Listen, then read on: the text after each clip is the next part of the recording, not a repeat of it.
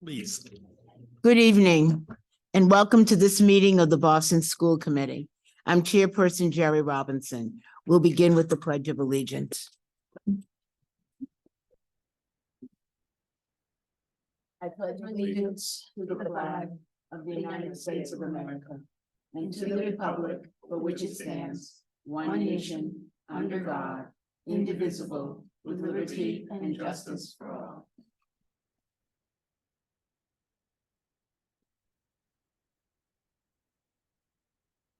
I want to welcome everyone who is joining us tonight in person on Boston City TV and on Zoom. I'm going to ask everyone here in the chamber to please turn off the volume on your laptops or other devices so it does not interfere with the audio for tonight's meeting. Thank you for your cooperation. Tonight's meeting documents are posted on the committee's webpage, bostonpublicschools.org/school committee, under the December 13th meeting link. For those joining in person, you can access the meeting documents by scanning the QR code that's posted by the doors. The meeting documents have been translated into all of the major BPS languages. Any translations that are not ready prior to the start of the meeting will be posted as soon as they are finalized. The meeting will be rebroadcast on Boston City TV and posted on the school committee's webpage and on YouTube. The recording will be available in all of the BPS languages. The committee is pleased to offer live, simultaneous interpretation virtually in Spanish, Haitian Creole, Cabardano, Cantonese, Mandarin, Vietnamese, and American Sign Language. The Zoom interpretation feature has been activated. Zoom participants should click the globe icon at the bottom of your screen to select your language preference. I'd like to remind everyone to speak at a slower pace to assist our interpreters. I would now like to invite my fellow members and superintendent skippers to please join me on the floor for the presentation of citations.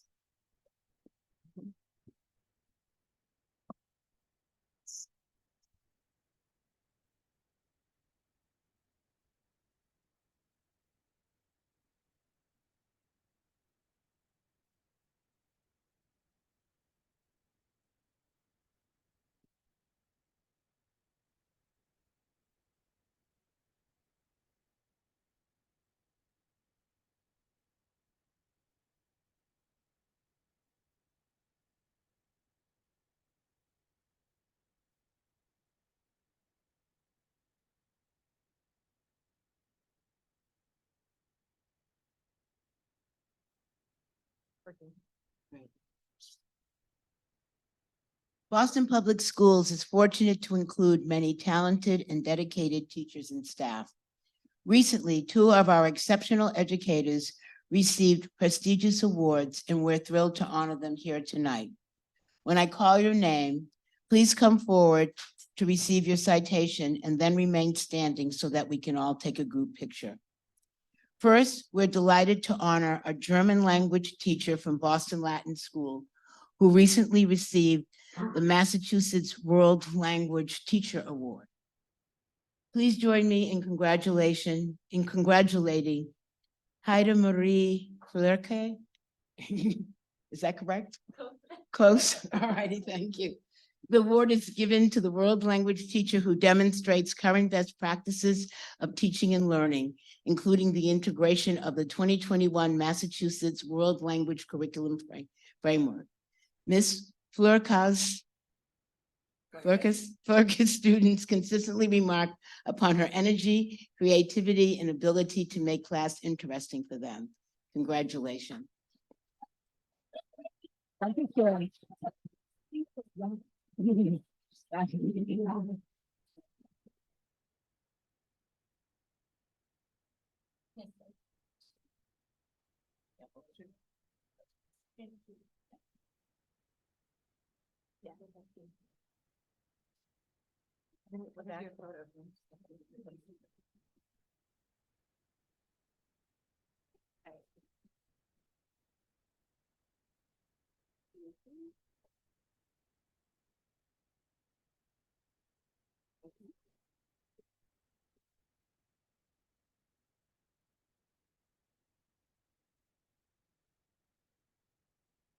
Our next honoree is the recipient of the Massachusetts School Library Association's 2023 Massachusetts Super Librarian Award.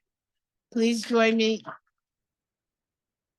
in congratulating Fenway High School librarian Bonnie McBride.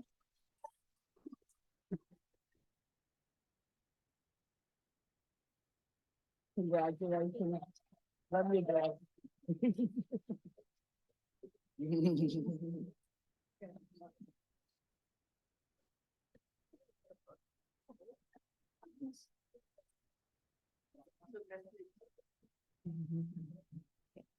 Alrighty.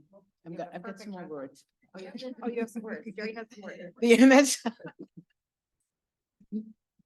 The MSLA's Super Librarian Award recognizes school librarians who have worked collaboratively in their building to increase family outreach, focus on literacy, establish a culture of reading, and help students improve their research skills through increased engagement and independent scholarship. Congratulations, Ms. Miller.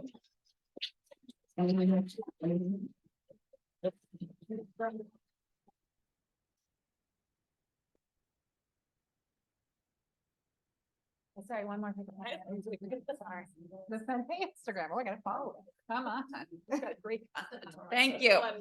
Yeah. Superintendent, would you like to say? Just wonderful, celebration of both of our educators tonight. I mean, it just reminds us why BPS is so special to have dedicated teachers, dedicated librarians who are here for our students and here for our staff in so many wonderful ways. So congratulations again to both of you.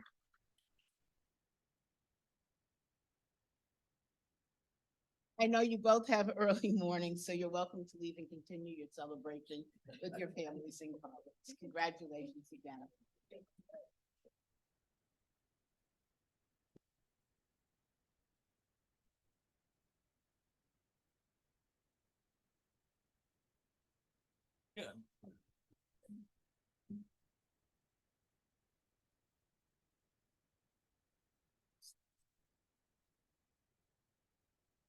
They can turn as well.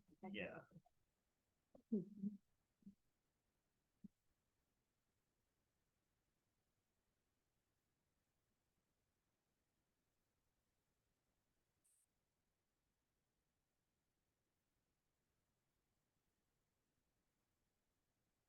We'll begin with the approval of minutes.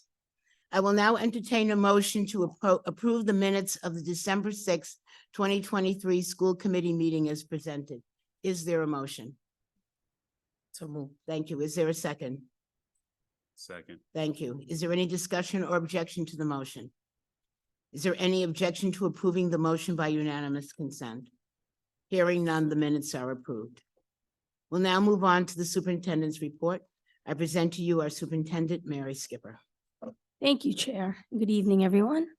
Congratulations again to our educators. So I'd like to begin the superintendent's report tonight with some wonderful news regarding the P.A. Shaw and Charles Taylor Elementary Schools merger. I'm excited to share that the Massachusetts School Building Authority, which we call MSBA, has approved the district's proposal to create a state-of-the-art educational facility for the Shaw and Taylor communities. You can clap. It's amazing news. This morning, the MSBA board voted to invite BPS to participate in its grant program, which will allow BPS and the city of Boston to move this proposal forward. Thanks to a strong partnership among the MSBA, BPS, and the city of Boston, this project will mark a historic milestone because it will be the first elementary school building in the Mattapan and Dorchester neighborhoods constructed in a generation. We look forward to collaborating on this project and working together to ensure that every student we serve has access to school buildings that support an innovative and high-quality student experience. BPS has seen significant growth in enrollment in this area of the city. The new Shaw and Taylor building will meet the needs of these students and give them a place to grow and thrive. Mattapan has been identified as one of the 4 neighborhoods in Boston with highest projected population growth over the next 10 years. Recent Mattapan housing production data from the Boston Planning and Development Agency suggest a continued uptick in construction, leading to continued population growth in this area. There were 451 new units completed between 2020 and through the second quarter of 2023, almost twice as many as they were completed in the previous decade. In 2020, Mattapan had 5.6% of Boston's children aged 5 to 14 and 5.6% of Boston's children under the age of 5, suggesting this is a steady number of school-age children, independent even of the housing construction trends. As we move forward, we are planning to engage parents, students, staff, neighbors, and other stakeholders during a robust and transparent community process. The district will be hosting information sessions and seeking input to ensure this is a collaborative process and an effort that reflects the community's priorities. And I'd like to thank Del Stanislaus, Chief of Capital Planning, Teresa in the Facilities Department, Rebecca Granger, who's here from the city. So many people worked on this proposal, and it really was just a wonderful collaborative effort. Later this evening, we will also address members' questions and concerns about the current exam school admissions process. We will make a brief presentation on the district's recommendations for an adjustment to the policy. So that will come a bit later in the program. Few quick comments about the Office of Equity report and response to articles that have been in the news. School committee members have received a written annual report for school year 22-23 from the district's Office of Equity, and it's also available on the school committee website. The report highlights the office's work over the past school year, as well as goals for the current school year. Similar to the 21-22 school year, during 22-23, the Office of Equity supported schools with over 1,300 allegations of student-on-student bias-based conduct or sexual misconduct, which is an average of about 10 incidences per school. Many of these incidences were not egregious in nature, and they resulted in coaching conversations, bias prevention, classroom instruction, and restorative practices. We believe the continued high number of incidences is a reflection of stressors our young people are experiencing that manifests itself in off-track conduct and an indication of important efforts to ensure all BPS staff are aware of their reporting obligations and available supports. A recent article some may have seen in the media misrepresented the Office of Equity's data, so we hope this report will provide some clarity. I appreciate school administrators' efforts to improve implementation of reporting protocols. We are committed to redoubling our efforts to prevent these incidences from happening in the first place.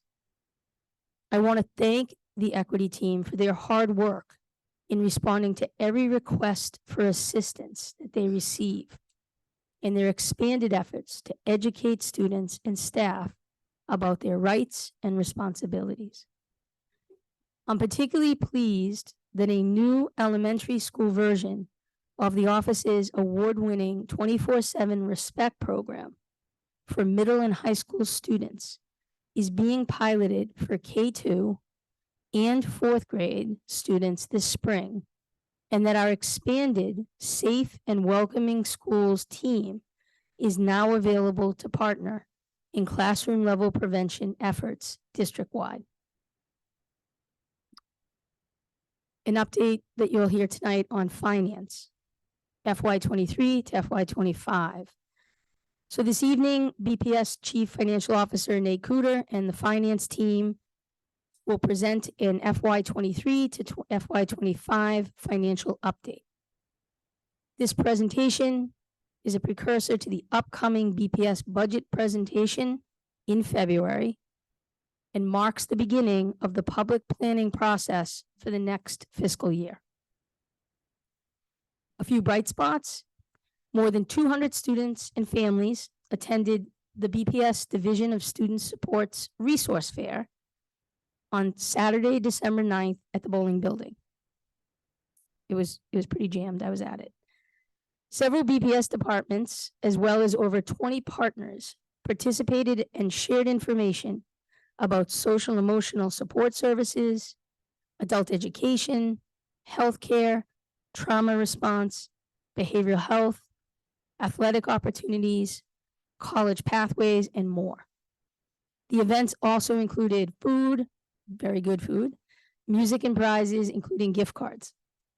I want to thank Chief of Student Support, Jillian Kelton, Deputy Chief Corey McCarthy, and the whole team's hard work on making this event happen.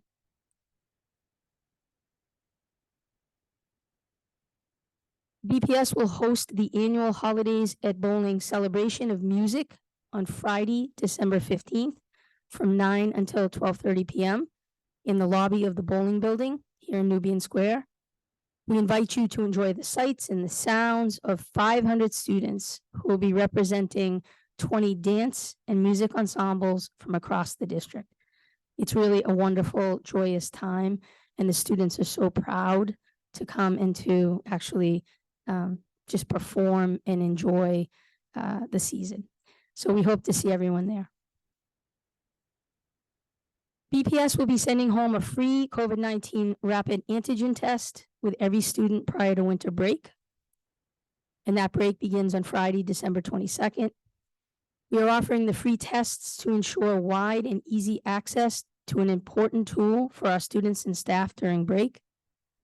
Families will receive robocall reminders about the tests, and parents and guardians, please remind your student to bring a test home.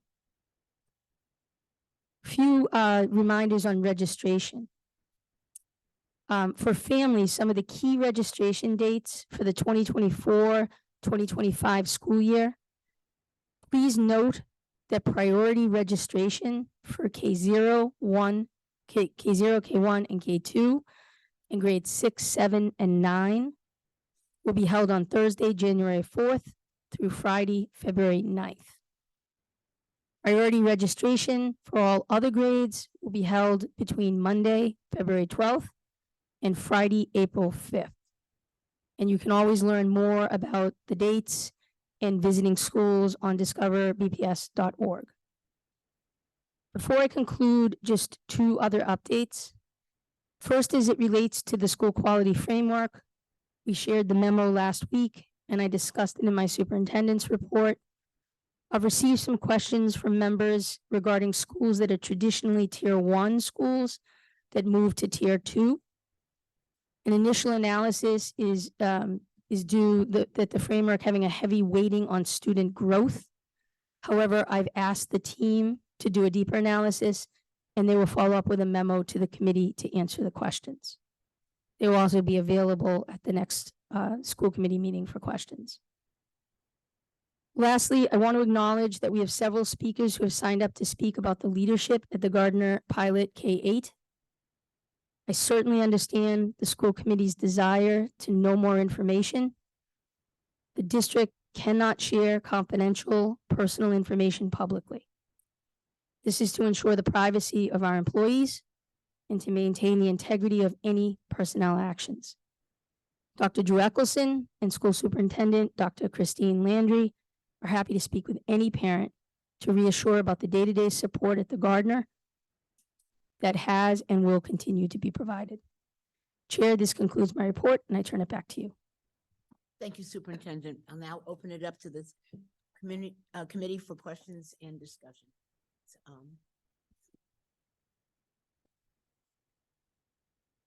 Just a point of clarification, will we have an opportunity to hear a more in-depth analysis of the equity report at a future meeting? Sorry. Through you, Chair. I'll confer with the equity department. I think that there's certainly deeper analysis that we can provide. Obviously, with equity reports, it's confidential. But we can certainly, if we can gather what kinds of questions the committee has, we'll reach out and make sure that the equity office is available to be able to answer them. I have a question. I have a few. What, I guess, one, exciting on the SBA approval. I'm curious if that shifts the timeline for the merger and what new information, sort of how this changes the next steps in the plan. This mic is a little wacky tonight. So we laid out as best thinking to move forward with the merger piece. I think that the process at MSBA has, it's a lengthy one. And the next step is a series of checks and documents that we have to provide to them. One of the things that will be looking for and recommending is citing, for instance, of where a new build could happen. So I think for us, we will move as quickly as we're able to with it. But I don't think that it alters what we've put forward right now. I guess, yeah, that's I think the root of the question, not altering what we've put forward and then clarity on timeline for the new build to come. Yeah, I will have, through you, Chair, I will have capital planning put together a memo of what it does and does not do. Fantastic. And then you shared what is really interesting data on Mattapan. And I'm curious, one, we have this population data because we're citing it. And then how does that make its way into the tool that we've been talking about for the Green New Deal, and how more than just like, is a building viable? How are we also thinking about neighborhood growth in terms of where we have schools? Because that hasn't been part of the conversation in the way that I've held on to it. Yeah, through you, Chair. So this is constant conversation with the city around what we're seeing for patterns of school-age children around the city. So that's the reason why the deep work of Green New Deal is city agencies working with school district. So it is definitely going to factor in, particularly in the regional model areas. Great. And then the last question on the memo that you shared with us about the school quality framework scores. Someone should adjust the volume because the feedback It is. I know we're hearing it up here. is bad. I don't know if that's possible. The memo you provided on school quality framework, and then obviously what we've heard a lot of, which is schools bouncing around between tiers and some what we consider real or not. So that some of our highest performing schools moving into lower tiers. I guess two questions here. You know, one, we don't know the underlying data, and that wasn't shared with us. So will we get that so we understand how the calculations were made? And then for you, what was surprising, and do you stand by the way that these tiers have sort of played out? It's incredibly different than the DESI framework. And so now we have this system that may be confusing to families, like what is right, but also what's the message that we send in this moment of some confusion, particularly as this is the most real information families have as we move into a decision-making time. Right. So the team will be available at next school committee for pointed questions. And again, I'll make sure that they can provide the data that's underlying or thereabouts how we got to the formula piece. I think the opportunity is that it actually extends beyond just academic scores. And the idea is to really be able to see a school more holistically. This has been a trend in education. I think BPS has been a leader in this well before my tenure. And I think it's important because I think, you know, when you talk to students or parents or staff, it gives a holistic picture of what you can expect that when you look just at a profile with quantitative measures, you don't get. So I do stand behind it because I think it's a wonderful way to engage with the school. There's a lot of information up on the site so that you can actually go into a school and see what areas, you know, they scored high, what, or low, or what are areas of growth or excel. And so I think for a prospective parent, it just adds another layer of information that as a parent, I would want. Yeah, I guess the part that will always be hard is that it like also provides this grade. So you're like looking at like, I don't like a Boston Latin that's now a tier 2, and it doesn't, I guess it just doesn't connect. And I know we'll talk about this more at the next meeting where you're like, okay, well, that has a 96 or 98 or whatever percent accountability score. And then a school with 3 or 6 can be in the same year. And so I think we may just have to pull that apart in the next meeting, like what that means, how we get there. And then I guess it starts to, there becomes more clarity about like what we weigh as quality. Yeah. And then I think that is an important message to hear from you, right? Because like, what is quality then as a system? And this is how we weigh it. Right. I think in part we had a lag of updating because of the pandemic. And so I think it represented a larger body of data than a year-to-year change. I think the other thing is growth, as I was sort of mentioning, is sometimes not what folks are thinking about. They think about performance, and growth is really the measure of where students enter and where students exit on particular exams. And so I think it's always interesting to look to say, how can we have the highest growth we possibly can? So that for all students, they're entering and they're exiting, having increased their knowledge and capability as students. So I know the team will be happy to answer any specific questions. So I'll hold the rest for them. Thank you.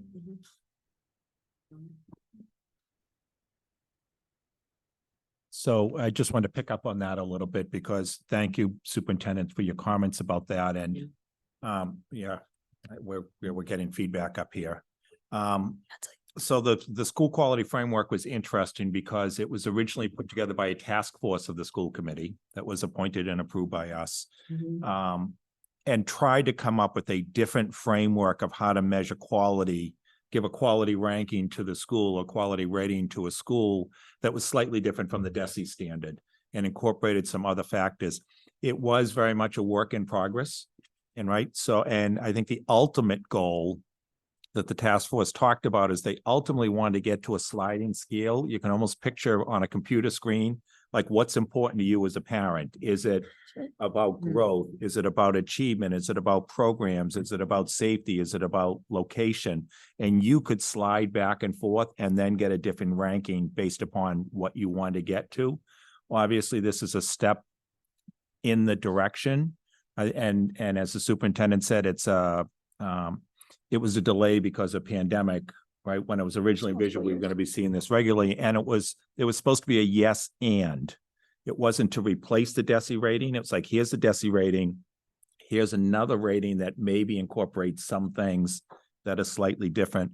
I picked up on your comment, Superintendent, where you said your initial analysis is it's because it appears to be very heavily weighted towards growth versus achievement. So this may be the type of thing that as we dig in, we're saying, okay, it's great, but it's not quite getting to where we want it to get to, where parents have a great indication, so to speak. So it was a starting point. Yes. And I think it's something for us to consider. But we should be cautioning folks that it's a yes and it's another piece of the puzzle. Do not make a decision on a school based upon this one rating or ranking type thing. Can I just say then, I hope then that like if something like that is in beta, that we have to start telling families it's not done, because as we're here, we have this, and we get to get all the sort of inside baseball, what's next in the play. But if I'm a parent who's choosing a school right now, I'm probably not watching school committee. I don't know what's happening, right? Like, and so someone needs to tell me this is a work in progress, and not particularly if we think it's every year there's a new iteration as we figure out what's the nature of weighting growth versus performance, with the knowledge, right? Like if you come in at grade level, there is less room to grow. And so growth will look different at a school where kids arrive more proficient. And so like, I don't know what I think the root of what I'm saying is, if something's is not our MVP, then we have to tell people it's in version 1 and allow them to deal with that. Because right now the consumer, our families, just has this as Bible from us. And I think looking at it, it's really confusing, and it's really confusing. Yeah. And so I think we really have to be transparent then. If it's like, we're not 100% sure how this is working, we might need to retool it. Right. And I also think when you do like a whole school framework, it's always good to go back and, you made assumptions and built the weights, and that was done obviously previously before the pandemic. Those things may have changed now as to what, parents consider or educators consider a quality choice in a school. And so it's, it likely is worth us going back and determining whether what was decided previously and voted upon are the weights that should continue. Thank you, Madam Chair. Ms. Blanco Garcia, and then. Okay, thank you. Yeah. Thank you, Madam Chair. Muchas familias de nosotros llegan, que son inmigrantes, que no hablan el idioma. So many families who are arriving and are immigrants do not speak the language. Y sé de muchas familias que, incluyendo, han estado llegando a escuelas donde evidentemente no tienen el programa Duolingo, porque solo estamos limitados. En el distrito de Boston estamos limitados con estos programas. And I know that families who are arriving and they go into the schools, which I know that they don't have this bilingual programs, that the bilingual programs that the district has is limited. Cuando mi niño va a recibir el examen de math, siempre los maestros me mandan un mensaje a mi celular diciéndome, su hijo va a recibir el test de math para que yo lo sepa. Map, yeah.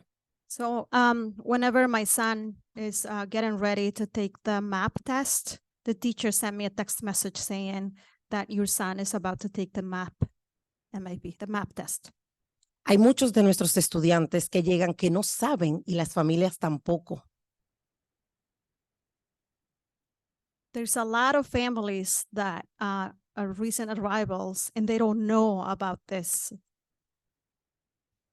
¿Ha pensado el distrito cómo podemos ayudar a esas familias que no saben qué es math, que los niños acaban de llegar y están recibiendo un examen que no conocen y cuando terminan el examen salen con una frustración y llegan a la casa diciendo no quiero volver más a la escuela porque yo no entiendo ese examen, yo no entiendo lo que está pasando? Entonces, definitivamente mi pregunta va basado a esa idea, ¿qué está haciendo el distrito para apoyar a esas familias, dándole ese apoyo socioemocional que necesitan para este examen, que necesitan para que los niños puedan entender qué está pasando? So what is the district thinking on how to help these families when they're recent arrivals and their kids, ask to take the MAP test? They don't even know what's the MAP test. And then when they give them the test, they get frustrated and then they go home. Then they say they don't want to go back to school. So my question is, because I don't know what's going on. So my question is, what is the idea, or what is the district thinking? What's the district's idea to help and provide the social, emotional support for these children to so what they need in order to take the MAP test, because they don't know what's going on.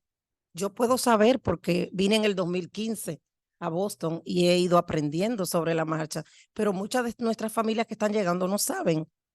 Entonces, quiero saber intencionalmente qué hace el distrito, cómo apoya a esta familia, cómo apoya a estos estudiantes para que no caigan en un nivel de frustración al no pasar el examen.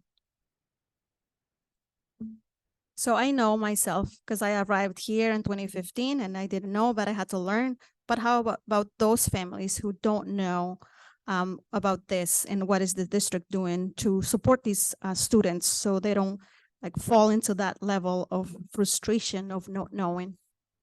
Right. So thank you for the question.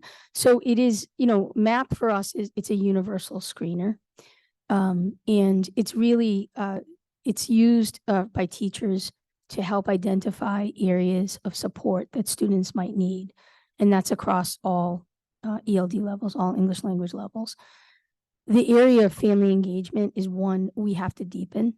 And so the OMME, our Office of Multilingual Multicultural, is in the process of developing information sessions for families that would provide them an understanding of what they can expect for their child, what the test is used for, what it's not used for, and that really it isn't about passing it or failing it. It's about getting some good information for the teacher of how best to support their child. But that information is really critical to get to families. And so they're working right now to be able to do it so that they can get it in their preferred language.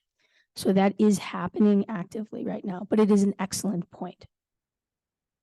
Thank you. Welcome. So I guess my question is also related to the transparency, and also it's a naive question because I'm not quite sure what has been done prior. So, but this seems like this should be the case for any framework that we lay out for the district. And I'm wondering, where is sort of the listening tour? Where is the communication or the external communication to say any framework that we release, how families are getting to understand it in a more palatable way than what we just post on the website or the announcements that we send home. So I am curious as to what has been done already to ensure or to talk more deeply about the framework to families. And then if there's been forethought as to going forward, how the framework is going to be discussed and shared with families. Right. So I can't speak to the Mhm. before. Mhm. Perhaps vice chair or chair can, but in terms of what we are actively doing, this is why the regional networks are really important, because then we can, when we release something, we can actually center the information that gets into schools, school leaders, and families' hands. So this is like where our family liaisons are really critical to understanding what the school quality framework does and doesn't do, or what it means or doesn't mean, as a way of being able to interface with our families. But I also think we could do a better job just putting up instructional videos or things that are like very simple tools that would just sort of help a parent to have context for what it is at a particular grade versus say at a high school grade. And so I think that is something that we're actively working on within family and community engagement to say, what are those ways that we can reach the broader community in doing it? Whether it's the school quality framework, whether it's the admissions for the exam schools. I mean, there's so much that we ask our families to know and understand in the district. So the more we can be doing it through regional models, through our family liaisons and our school leaders and staff, that is really the effort that we've been doing through the regional model. I will just share, the task force did have an extensive series of public community meetings to get input to how to narrow it down. But I think, so when they presented to us the recommended framework, it was based upon a lot of community input. But that is separate from, I think, the issue you're raising now, which is how is the district, not just putting out a number, but how is the district communicating it? And ongoing basis, right, of what Mr. Cardet Hernandez brought up as well, of doing a better job in explaining what it is and how parents should use it, what the other tools are to evaluate a school that you're considering, that type of thing. Right. In terms of thinking about the frameworks, again, this was done quite a while ago, and our district has changed. Yeah. Our families have changed, and what may have been laid out a number of years, it needs to be relooked at and, reviewed. My question is you almost need to flip it and to ask families what's important to them in looking at a school, because sometimes seeing all of these numbers or some of the terminology, that may be far from what's important to me as a parent. And so where is the balance of the two things so that we are understanding from a school's throughput what is important that they should be doing, supporting, but what are families looking for? And are we critically making sure we are holding those things as high in the evaluation of a school's readiness and supporting, families so that families do feel they know what is going on. Because I mean, I just sat and wrote down probably 12 words in just the short conversation that I'm always wondering, how do these words translate? I don't often understand what they really mean in English. Yes. I mean, because they are, Mhm. those kinds of words. So what are we translating and how are we helping parents to understand? So, I always ask us, can we Mhm. simplify Mhm. the language But and make it more user-friendly? I guess two things too, though, like, is this a school choice tool or is it a performance management tool? Mm. Because like when I hear tier 2 or I hear tier 4 or I hear tier 1, like for me that there's an element of both. That's the transparency here. So there has to be a little bit of both in this where it's like, is this how we're managing the system? Is Latin at the same level as a school that has a high school with a 6% accountability rate? And that means it gets the same management support? Or is this for families to make decisions? Either way you slice it, for me, I'm like, that seems like a very big window of Mhm. in a space of difference that I think our categories don't make a lot of sense for me. But I think that is also an important thing to message. Like, is this just really like, this is internal, how we think about tiering schools and what levels of support they get on a regional level? Yeah. Or is this for me as a parent to make a decision? And if that's the case, I think there is the piece of like, well, what do you want to know? And then there's also the piece, and it's the beauty of education where it's like, well, these are actually how we measure high quality schools for you and your child. But also like the global the education community. And that becomes there's less like this changes year over year.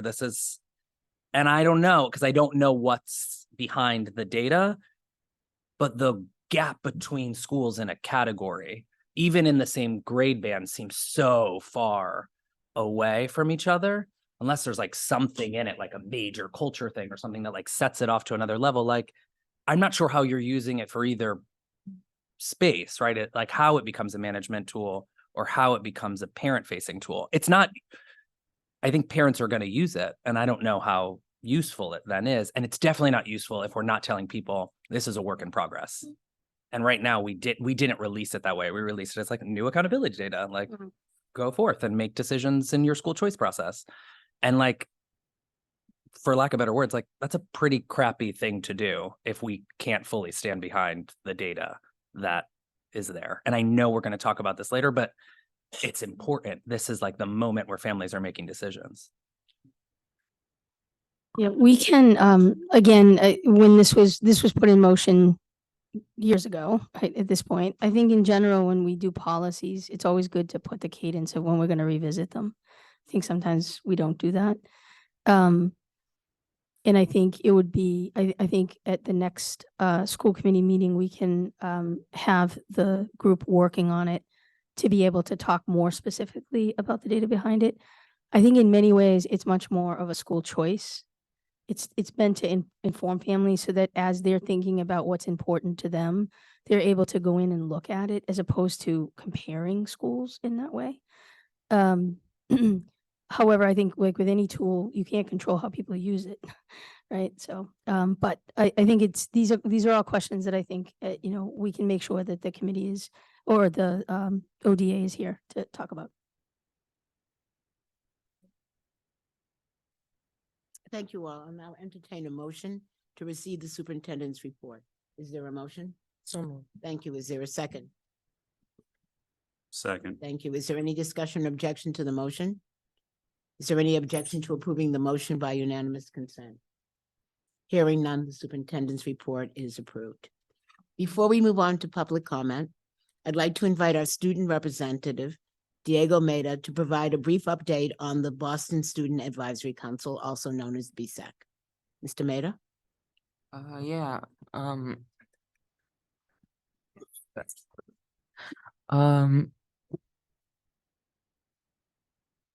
yeah.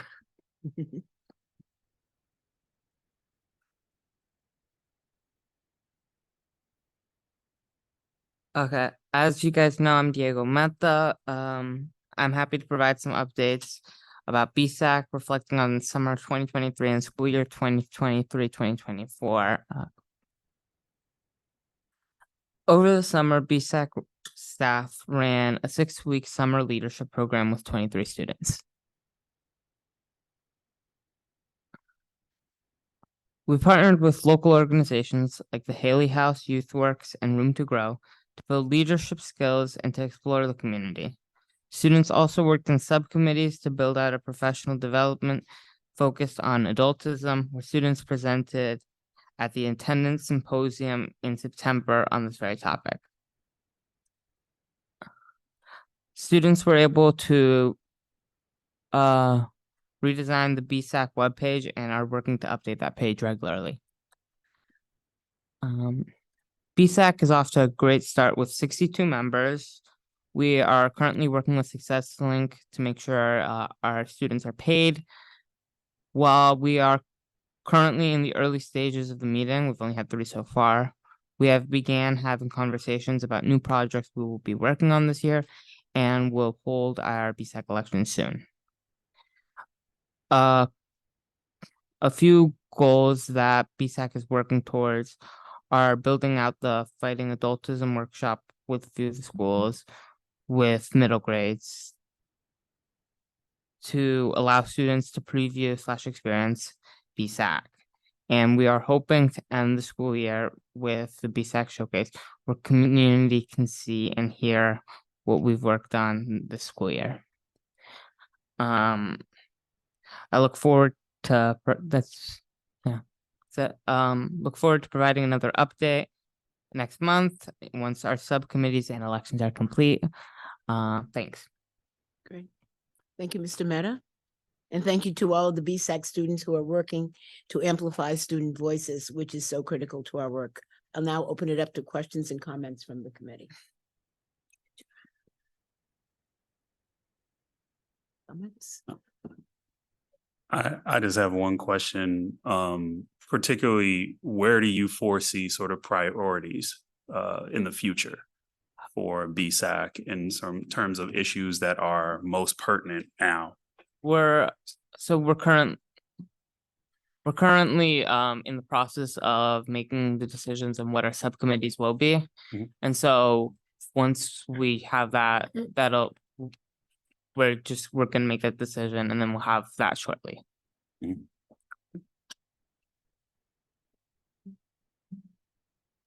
Mr. Mehta, thank you for your presentation. BSAC is at its most powerful when it represents the widest range of our high schools in particular as possible. Yeah. So are there any obstacles that you're seeing in getting representatives from all the schools, and anything the district can do to help in that regard? Hi, everyone. Denise Rory, and I support the Boston Student Advisory Council. Excuse me, I'm getting over a cold. So just to touch on some of our goals for this school year and kind of where we envision our work going. We think it's important that we're able to engage with our middle grade students. So that's a priority for this school year, hopefully being able to partner with community organizations that already serve those groups and populations to kind of come in and do some workshops around student leadership, around student rights and student voice. So that's some of the work that we're hoping to do this school year. We're also hoping to kind of increase our representation of young men of color in particular on the council. And so our newer staff member, Tawano Haymanot, is going to be running kind of a subgroup of BSAC called BSAC Brothers, which is a space for our young men of color who currently serve on the council to have that community, to have that space. And then hopefully that can lead to a wider range of particularly young men of color joining in on the council over time. And then also working on our subcommittee work. Our young people were able to present at the attendance symposium around fighting adultism, and really the different power structures between young people and adults, and how adult allies can break down some of those structures, particularly in the classroom and in other spaces. And so our young people created that workshop and deliver that workshop. And so we're just looking to continue to build that out and make it as engaging and worthwhile as possible. So that's some of the work that we're working on this school year, and that we've continued to work on since last year and over the summer. And then to your question, kind of around barriers, I would say that I think our greatest barrier right now, well, first is space, as many community programs are experiencing. It's just a difficult time to find space to bring all these young people together. So that's a barrier that we're hopefully working through. And then in terms of representation on the council, I think it's been a little lost that, you know, BSAC came from this body, right? That came from the school committee, and really is kind of a subset of the school committee. And so kind of reminding our school leaders that we need young people on the council, and it's in their best interest as well to have young people from their schools on the council. So I think kind of re-engaging in that conversation, that it's not just about like having your representative here, but the benefit of the exchange between the young people being here in this space with BSAC, and then also bringing that back to their school communities. Great, thanks. It's interesting you say that, because in years past, when we had high school leaders here, we would routinely ask them, you know, do you have a student representative to BSAC? Do you have a parent representative to SPEDPAC? Is your school site counts? And that it actually, BSAC would find out that all of a sudden they would get a student rep, right? When the school leaders saw it was important. And the chair and I were out at a high school recently, and we asked the school leader, and she said, we've had one, he's a senior. And then we met some extraordinarily impressive young students who were very fierce advocates for the school. And we were encouraging them as juniors to get involved in BSAC. We said, that's the type of voice you want to bring to the district-wide level. So I think we do have to do more to encourage that. Yeah, and BSAC has a very rich history of bringing forward recommendations to superintendent about policy change. And so I'll look forward to getting some of those this year. But I think it's a place where our students experience education front and foremost. And so they have very unique insights into policies that work, don't work, and sometimes unintended consequence of a policy. And so I think it's always great to see what students come up with. So definitely we'll look forward to that. And I know you've done a great job reaching out and getting the participation, right? And the thing is high school students are very busy. Right. And that's always one of the tensions is, you know, they have jobs and care and their academics. So it's often hard, right? And that's the reason why sometimes getting the younger students and getting them involved younger actually yields a higher number of students that can participate. Well, Superintendent, just to the point that you raised, our high school students have an M7 pass, which works for all 7 days, 100%, because Came from the them, yeah. advocacy of one of Mr. Mehta's predecessor as Yeah. a student rep, Yeah. who patiently explained to the district and to this committee the value of having 7 That's right. days because of jobs and so on and so forth, and made it happen. And that was 100% because of the student rep. That's So right. Just a follow-up question, just to make sure I heard you correctly. You said that one of the barriers was the space for meeting. Physical space. Yes. Where are you all meeting currently? Well, Right. we currently meet in this room. In- We currently meet in this room when it's available.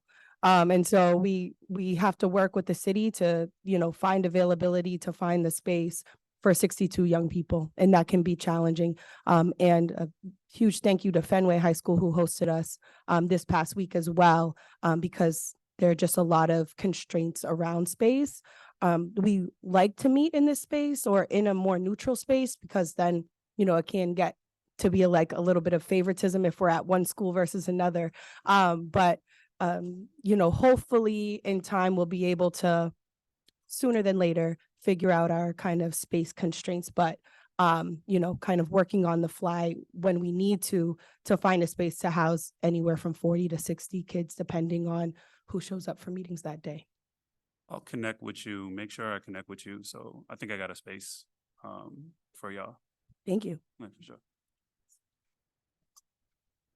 Hi, thank you for the update. I actually almost forgot that there was BSAC. I've only been here since August, so it's nice to, to get an update and sort of see that our young folks at BPS are definitely using their voices to be heard.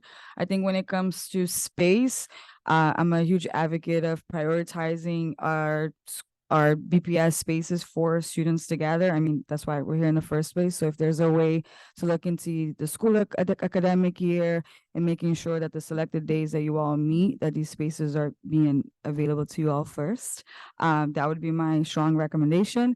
The second thing that I wanted to mention, one of the goals, so you mentioned the pilot, BSAC Brothers, creating that safe space. I know that the mayor's office announced the Rich 1,000 mentoring program, which it is a collaboration with BPS. So I was curious if that's like a program or something that could be, collaborating, either sharing resources or trying to figure out how to recruit students to not only be on BSAC, but also to take advantage of that particular mentoring program. Not sure if BSAC is involved in that already, but just wanted to amplify that. We're not involved in that particular program, but we do work very closely with the academic mentoring program here with Jermaine Tulloch. We've worked with the Black Male Advancement in the past around their HBCU tours.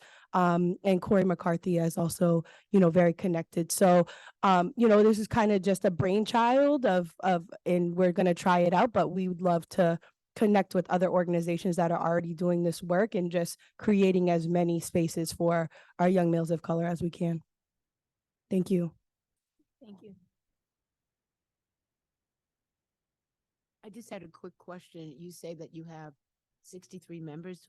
What is the representation? 62 members of, so how many different schools are there? Multiples? We are missing all but like 1, 2, 9 schools. 9 schools. We're only missing 9. Yep. So some of our students are returners. So we give priority to students that have sat on BSAC in the past. We're trying to balance, right, the want to be on BSAC, and it's hard for us to turn students away.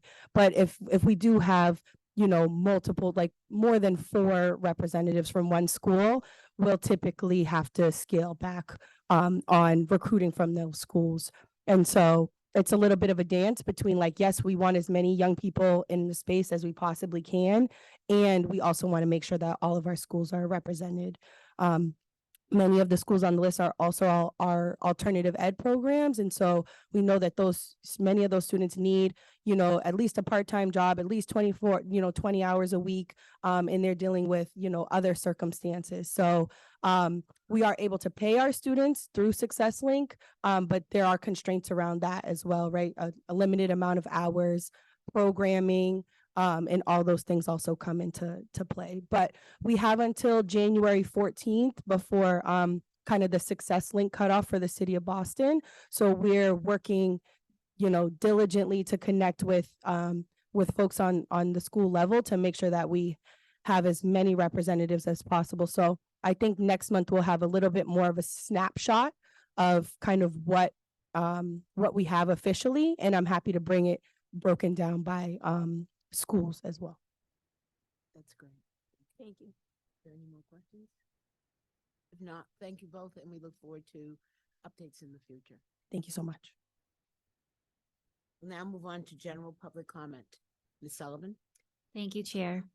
The public comment period is an opportunity for parents, caregivers, students, and other concerned parties to make brief presentations to the school committee on pertinent school issues.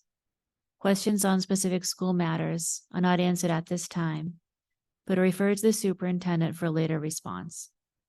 Questions on specific policy matters are not answered at this time, but may be the subject of later discussion by the committee. This meeting will feature 2 public comment periods, with the first period limited to 1 hour. Priority will be given to those testifying in person. Time permitting, the committee will then open it up to virtual testimony. After 1 hour, anyone who has not testified will have the opportunity to do so at the end of the meeting. We have 17 speakers this evening. Each person will speak for 3 minutes, and I'll remind you when you have 30 seconds remaining. If your remarks are longer than 3 minutes, please email your comments for distribution to the committee. The time that an interpreter uses for English interpretation will not be deducted from a speaker's allotted time. Speakers may not reassign their time to others. Please direct your comments to the chair and refrain from addressing individual school committee members or district staff. Please state your name, affiliation, and what neighborhood you're from before you begin. We'll begin this evening with Kelly Donahue, followed by Maura O'Toole and Vivian Ho.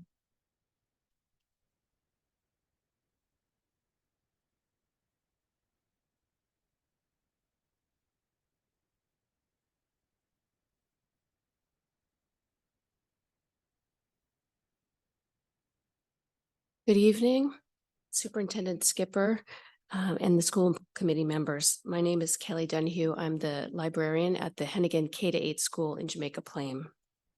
I'm here this evening to discuss the importance of our school library programs and emphasize their vital role in promoting equitable literacy and student success, and urge you to continue your support of the BPS Library Strategic Plan.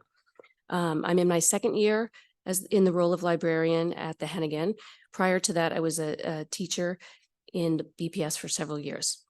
From this new perspective in the library, I have seen how students behave differently when they're allowed to make choices in what they're reading and to have some agency over their own decisions. In fact, this is referred to as reading for pleasure, and it is very empowering. Reading for pleasure is more than just empowering. Recent research has shown that reading for pleasure has profound cognitive, emotional, and even health benefits for students. I've shared with you previously a 2023 Cambridge University study of over 10,000 American students, which found that among other benefits, reading for pleasure increases brain volume and density, improves cognitive ability, vocabulary acquisition, reading comprehension, performance on standardized tests, and overall mental health. Simply put, reading for pleasure, a relatively low-cost endeavor, can have massive benefits in several aspects of student lives and can even counteract some of the challenges that poverty creates. Librarians are also information literacy teachers. I teach several classes in information and media literacy to students in K through 8 in collaboration with their classroom teachers. What that means is I teach multiple lessons on research skills such as how to locate and evaluate sources, how to recognize fake news, how to cite sources, how to analyze and synthesize information, and to create original writing that is clear and effectively communicates to a specific audience. These information literacy skills are essential to 21st century learning. School libraries also promote equitable literacy by helping ensure that all students, regardless of ability, socioeconomic background, or linguistic background, have access to a wide, diverse range of books, authors, genres, and materials that can provide entry points for their learning. The extraordinary commitment that this committee has made to school library programs via the strategic plan is already reaping positive benefits in schools. In my school alone, the students went from checking out no books to over 4,000 last year. The library space serves as a gallery for student work, presentations, performances, often in collaboration with community partners and families. I urge you to continue to support and fund school library programs and to come visit our library spaces to see for yourselves the exceptional impact they're making in children's lives. Thank you. Hi, good evening, Superintendent Skipper, Chairwoman Robinson, and members of the Boston Public School Committee. My name is Maura O'Toole. I'm a lifelong resident of Boston, a BPS graduate, and the mother of 2 former BPS students. I'm currently in my second year as the teacher librarian at the Linden K-8 in West Roxbury. Up until 2020, I worked as a library paraprofessional at a number of Boston public schools. I'm here this evening to celebrate Bonnie McBride and also to testify about Boston Public Schools' investment in school libraries over the past 2 years. From a low of 27 certified librarians and 33 library paraprofessionals working in 56 schools in 2016, we now have 90 staff members working in 72 schools. There are 70 certified librarians working in 67 schools and 13 paraprofessionals supporting those schools, as well as 5 solo library paraprofessionals. Our largest high schools have 2 teacher librarians each. We also have 2 certified librarians who run the library services department here at the Bowling Building. Many former library paraprofessionals, myself included, have been able to grow into certified teacher librarian positions. Currently, there is a cohort of teacher librarians who are working on waivers or provisional licenses, completing a program designed by BPS Library Services in conjunction with Mass School Library Association. In addition to the investment in staffing, there's been an investment in library book collections, with each school that adds a certified position getting a collection of books that align with the district's curriculum. Schools have also gotten a furniture investment. Schools who are in their second year of the investment receive $10 a student to add more books to our collections. This is the first per student investment in almost a decade and helps to keep new books coming. The plan is for every BPS school to have a certified librarian and updated collection by the 2026 fiscal year. These investments would not be possible without the school committee and superintendent support. What was once a dream for many of us has come true, and it is truly a wonderful time to be a teacher librarian in BPS. All of this good news comes with an ask. Bonnie McBride is a super librarian and her work should be lauded. However, Bonnie has a number of things that have allowed her to thrive that more schools need in order to increase the amount of super librarians in our ranks. First, Bonnie has a supportive administrative team. Her library has a budget to purchase books that is separate from the budget BPS provides. The suggested amount of per pupil funding for school libraries is $20 a student. So Fenway is closer to that number than most BPS schools because school leaders do not devote funding to their libraries. This allows Fenway High School to have an ever-growing collection of culturally and linguistically sustaining literature that her students are excited to check out. Bonnie's schedule is responsive to her colleagues and student needs. She sees students in classes when they have to do research in library and has students drop by for pleasure. I'm going to finish up, but I sent my comments to you. I'm asking the school committee and Superintendent Skipper to support library programs like Bonnie's. And with your help, we'll be celebrating our teacher librarians, library staff, and library programs across our district in years to come. Thank you. Thank you. Our next speaker is Vivian Ho. Is Vivian here this evening? Oh, okay. I'll invite our Spanish interpreter to support our next 2 speakers, Julia Reyes, followed by Norman Salina.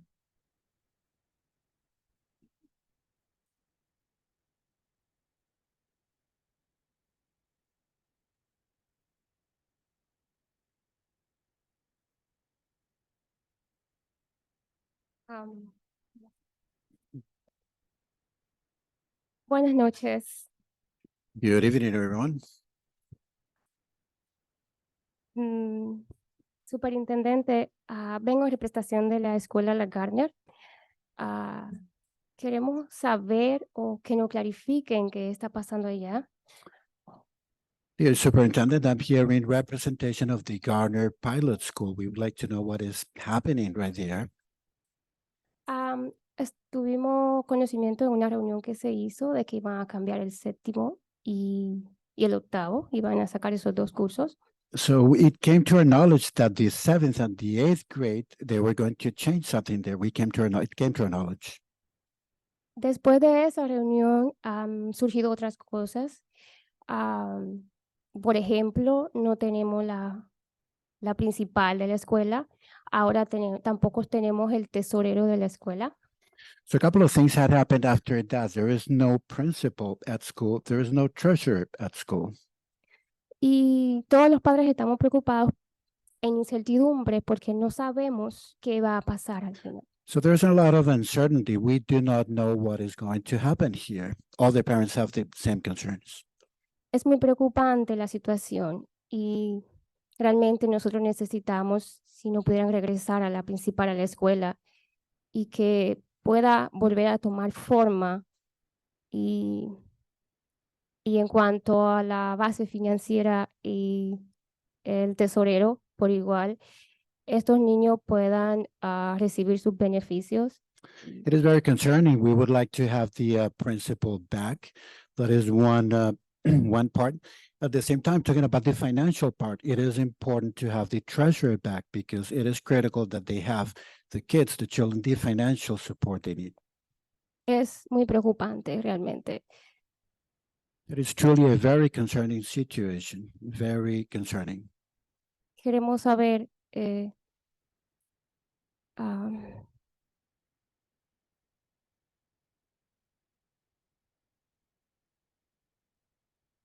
verdad no tengo palabras. Se siente mucho temor de que los niños allí y los padres no puedan recibir los beneficios por no saber la raíz ni la base del problema. Y como le digo, no se nos pidió permiso. Sentimos que como una falta de respeto lo que está pasando allí y es, So there's a lot of fear, there's a lot of uncertainty in that regard because we do not know what the root of the problem was. There's a lot of fear. We don't know what is happening. The most important thing is that the children, the kids, the students are not getting the benefits that otherwise would be available if they were present. There's a lot of fear from the parents. usted sabe, no se trata de mover mis hijos de una silla para otra, sino el impacto que esto causa a la familia, la inestabilidad familiar que esto crea. It is not necessarily changing from what the student from one seat to the other. We have to think about the families, the instability that this creates on the family side as well. Sabemos que si no está la principal, sabemos que si no hay un tesorero, que es la persona que se encarga de mandar carta para pedir, ¿no? Para ayudar a esas familias y a esos niños, y esa persona no está, imagínense, el personal que está ahí en representación de ellos no tienen el conocimiento de cómo se manejan esos beneficios dentro de la escuela. So it is critical to have these two positions there. It's critical to have not only the principal, but the treasurer as well, because only them have the knowledge of how to operate school, the operational part of it. Fortunately, the people that are there do not have the necessary knowledge on how to deal with those situations, on how to allocate benefits for the students. They do not know that. 5 seconds. How many seconds? 25.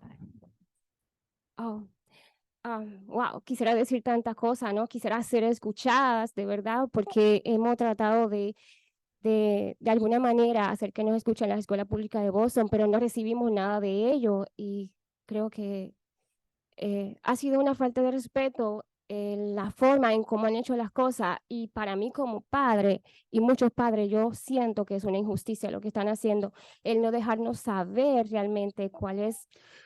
So I do believe there's a lack of respect there. There's an injustice being made to the parents and not informing us what is happening. There's so many things that I would like to say, but unfortunately the limitation of time, it's a lack of respect, it's an injustice. Muchas gracias por escuchar. Thank you very much for hearing me.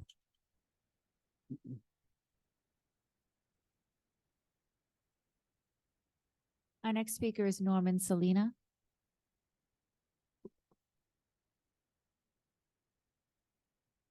Is Norman with us? No. Okay, we'll hear from Jake Dempsey, followed by Paula Martinez.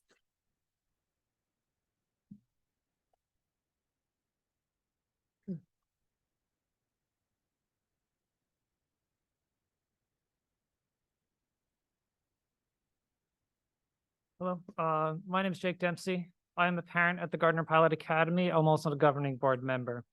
I've been a parent at the Gardner Pilot Academy for 8 years, and I have zero concerns with the health and safety of my children and the other children at the Gardner Pilot Academy. And I want to say that again, I have zero concerns.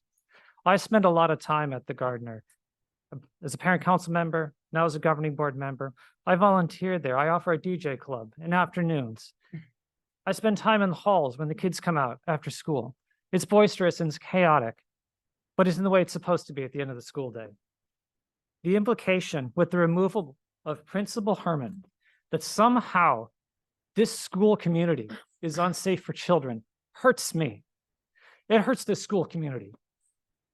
I've been very committed to this school, and I'm amazed that a Boston public school can have the resources that it does, can have the community and the rich learning environment that it does, given the resources that schools have, given that it's a pre-war building. Since the first time I stepped foot in that school, led by another parent who had the same commitment, I now do the same thing. I was just yesterday taking parents around, telling them how much I value this school and how great it's been for my kids. But many of the resources that are brought in by Erica Herman, by our Hub Schools coordinator, they are endangered by this action. When Principal Herman was removed, we were told, we were given very little information. I've since learned some of the things, the allegations, they're wholly insufficient, given the severity of removing an acting principal in the middle of the school year during budgeting season. It still boggles my mind. And I try to think the best that people are doing right, but I'm having a very hard time. It's been a tough few weeks.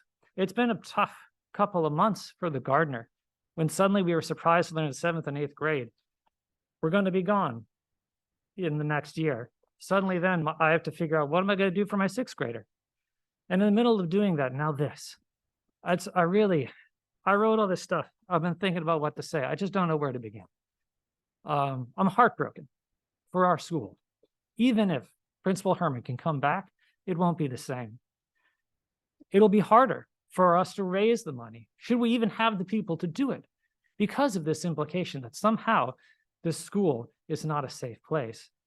I was afraid of whether I got questions by prospective parents yesterday. 20 seconds. So I don't even know what the way forward is now that is best, given what's happened. But I implore you to please change course on this and find a way that we can address the concerns of the district without such disruption to our school. Thank you.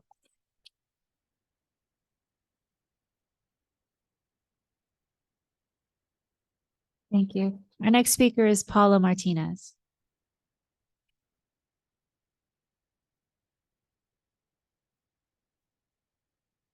Hello, my name is Paula. I'm a parent at the Garner. Where do I start? I have 4 daughters. My oldest is 21 years old. And if it wasn't for Mrs. Herman, like, I don't know where do I start when it comes to her, excuse me. When I think of this lady, I think of integrity. She has all of that. And by y'all removing her, y'all not only hurting her, y'all hurting us. All my kids went there. When I decided to choose for my daughter to go to Boston Public School, I remember being in this building. I remember Mrs. Herman not knowing who she was. And she seen that I had Gardner. And she said, that's a good school. And I said, what makes it a good school? She said, home. Right there, I didn't need nothing else. And it's been consistent. All my daughters went there. I have my 9-year-old there right now. And if you are telling me Mrs. Herman is not coming back, you are harming her. I shouldn't hear from a 9-year-old. My principal was removed. That hurts. I should have never heard that from a 9-year-old. And I thought she was just joking. Like I said, where do I start? This is hurting me. I left work to come to this meeting. This means a lot to me. You are messing with my daughter's education right now, removing Mrs. Herman in the middle of a school. We have so much going on. Not only are you messing with my daughter's education, you are messing with all of their education. This school has a lot of immigrant parents. So when you're talking about the math test, this school, Mrs. Herman makes sure the parents understand what's going on about the math test, what it is, okay? So for you to remove her right now, I don't care what those allegations are. I don't need to know. She didn't do it.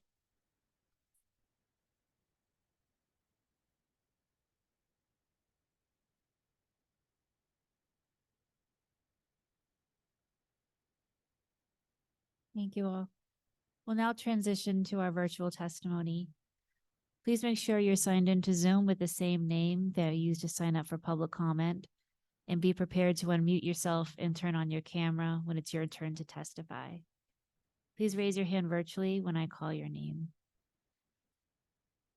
Michael Heischman, followed by Audrey Martinez Gudapacum, Deirdre Manning, and Ben Blanco. Please raise your virtual hands. Ready? Good evening. Mike Heischman, Beja, Dorchester. At our last meeting, some BPS students spoke in support of Palestine. Led by Ms. Skipper, you temporarily adjourned the meeting in order to speak with and listen to our children. Thank you for your exemplary action. When Dr. Casilius was our leader and under the able direction of Dr. Granson, Community Equity Roundtables held excellent discussions with the public and school department leaders on a regular basis. On November 21st, I attended a CERT meeting. There was an excellent discussion with your staff and the public. Those who attended were heard. Ms. Skipper, thank you and your staff for reinstating these important discussions. I look forward to attending tomorrow's CERT meeting. How important is it for you to have the respect and support of our community? On November 29th, Beja had an excellent meeting focused on the BPS's policies for our English language learners. Your policies have a long history of harming these children. Most members of your ELL task force resigned in protest against your plans to continue to miseducate our children. Instead of aggressively moving in the direction that would encourage all of our children to become fluent in at least 2 languages, your field policies will continue to lead many of our children to become semi-literate in English and their primary language. On December 5th, I attended and testified at a city council hearing on the O'Brien School. Despite the city council's efforts to invite the superintendent, Ms. Skipper did not attend. 2 of our staffers did, and it was pitiful to see their unsuccessful efforts to defend the indefensible, the Wool-Skipper-O'Brien plan.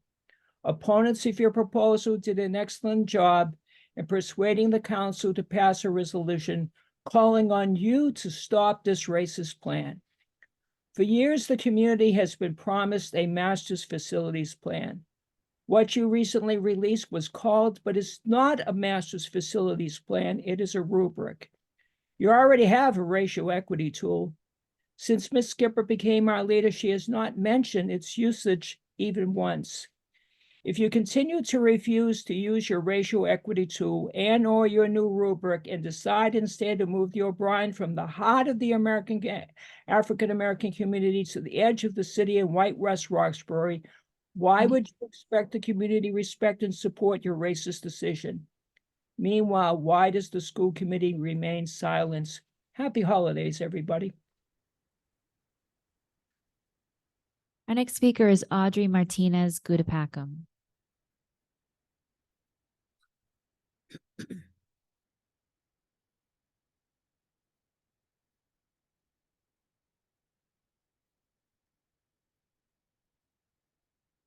Hello, school committee members. My name is Audrey Martinez Gudapacum, and my daughter is a 6th grader at the Winship Elementary School. I am here because I have concerns about the new inclusive education plan and its impact on multilingual learners.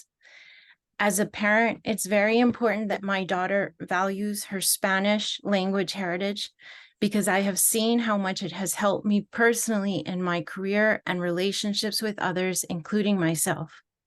At the age of 13, I moved from the US to Mexico without speaking Spanish. I had no supports to help me learn Spanish. I lost 2 school years and often had to get the help of tutors to catch up with my classmates.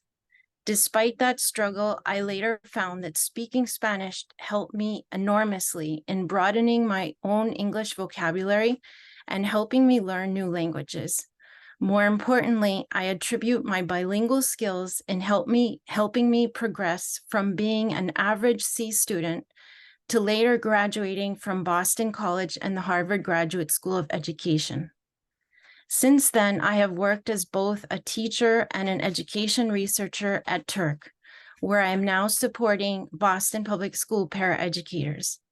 Outside of my work, I have been voluntarily supporting the English for New Bostonian programs for parents at 3 Boston Public Schools because I know that the only way to help each child succeed is to help the adults who love them know how to advocate for them. Therefore, I urge the Boston School Committee, DESE, and Commissioner Riley to hire more teachers, staff, and school leaders who can speak the language of our families and create more opportunities for authentic two-way communication between schools and families. Hire language proficient paraprofessionals who are representative of the communities where they teach and support them in becoming teachers, for example, with Grow Your Own programs. Provide foreign language classes at all elementary schools in the languages which are most representative of our community so that all of our students can benefit from bilingualism. I have additional recommendations that I have submitted by email, and I appreciate your time. I am also friends with many Gardner School families, and I am very concerned about the loss of Erica Herman. Thank you for your time and attention.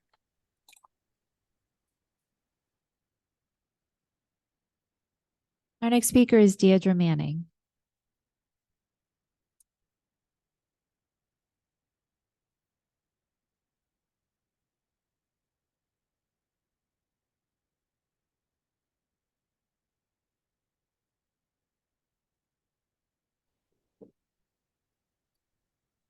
Hi, can people hear me? Yes, we can hear you. Okay.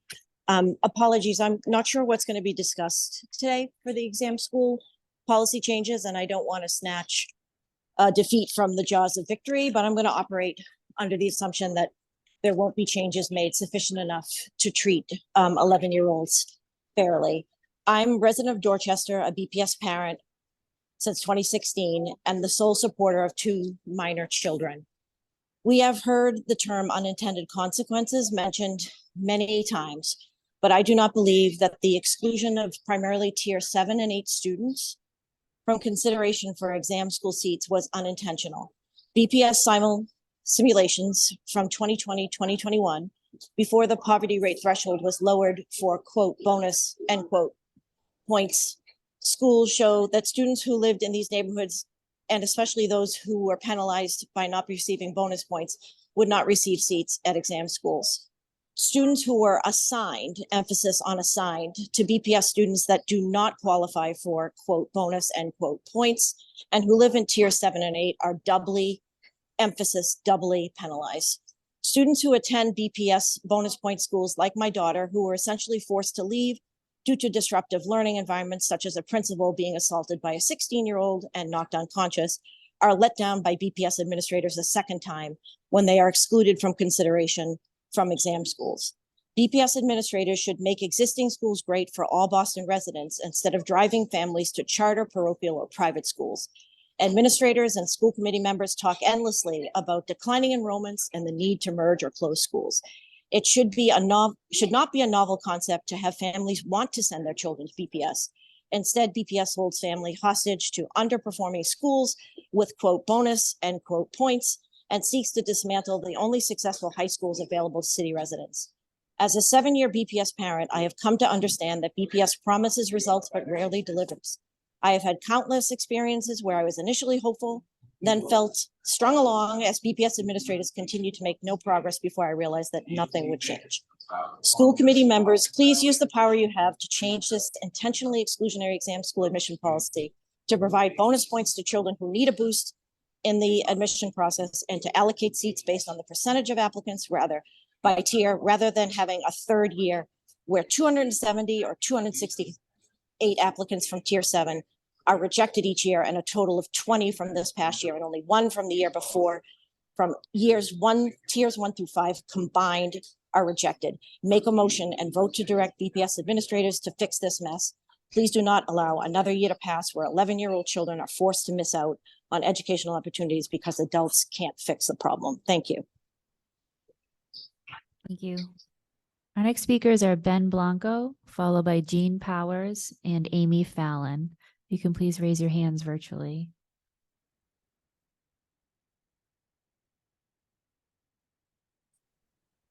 Hi. My name is Ben Blanco. I taught in Boston for 3 years as an SEI math teacher and a SLIFE teacher, and I'm currently a doctoral student at Harvard in education. And I wanted to comment on the Inclusive Education Plan, which plans to move multilingual learners into general education programs with bilingual support.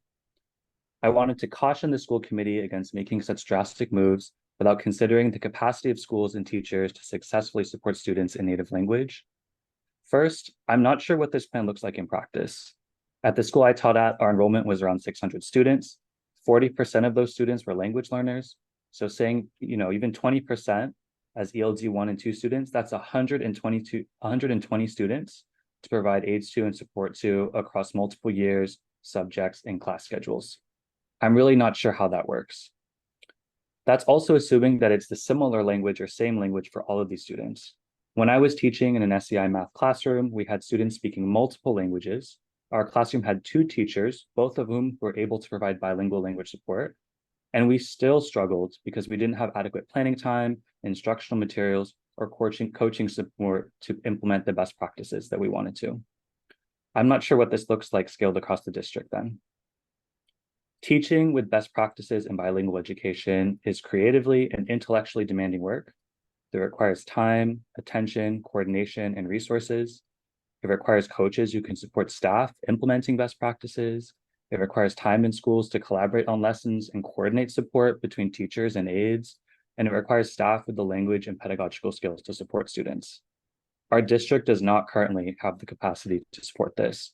And my worry is that implementing inclusion with bilingual support will harm students currently in our district who won't get the support they need, and will harm future students by supporting the idea that bilingual education doesn't work if a bilingual program is implemented poorly across the district. Bilingual education does work. Bilingual education is too important to be rushed. So please don't implement a plan with little feasibility and consideration for the day-to-day reality of teachers and students. Thank you. Thank you. Our next speaker is Jean Powers.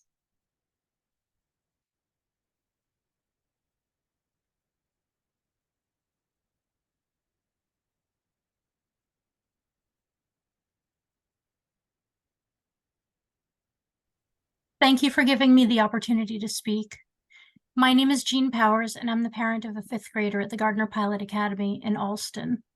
Last year, GPA was in the news for receiving the Ed Vestor's School on the Move Prize for its efforts to create and continuously improve learning environments where all students thrive. The GPA was held up as an example of an effective hub school by both Ed Vestor's and Boston Public Schools. This was only the most recent of the many awards GPA has received for building a supportive student-centered community. My son has been a student at GPA since he was 4 years old. The school has been our second family. During the pandemic, it was our lifeline. Over the past month, BPS has engaged in a series of actions that have profoundly negatively impacted our school, culminating with our principal being placed on administrative leave. Nothing I have heard justifies the actions of BPS administration.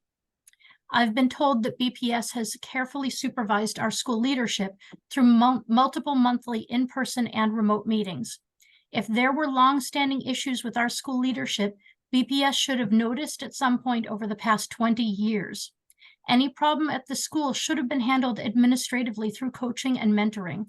The actions taken against our school leadership are, to paraphrase Frank Zappa, the equivalent of treating dandruff by decapitation. We hear all the time about failing schools. In contrast, GPA is consistently held up as a success story. I am asking you to please not destroy the best school in the district. I get mad about a lot of things in BPS, but I've never gotten mad about the GPA. I would like to go back to not being mad. I would like to never have to tweet, protest, or testify again. I think we can unite in that goal.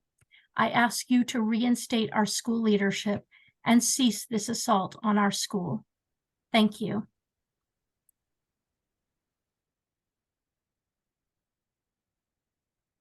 Our next speaker is Amy Fallon.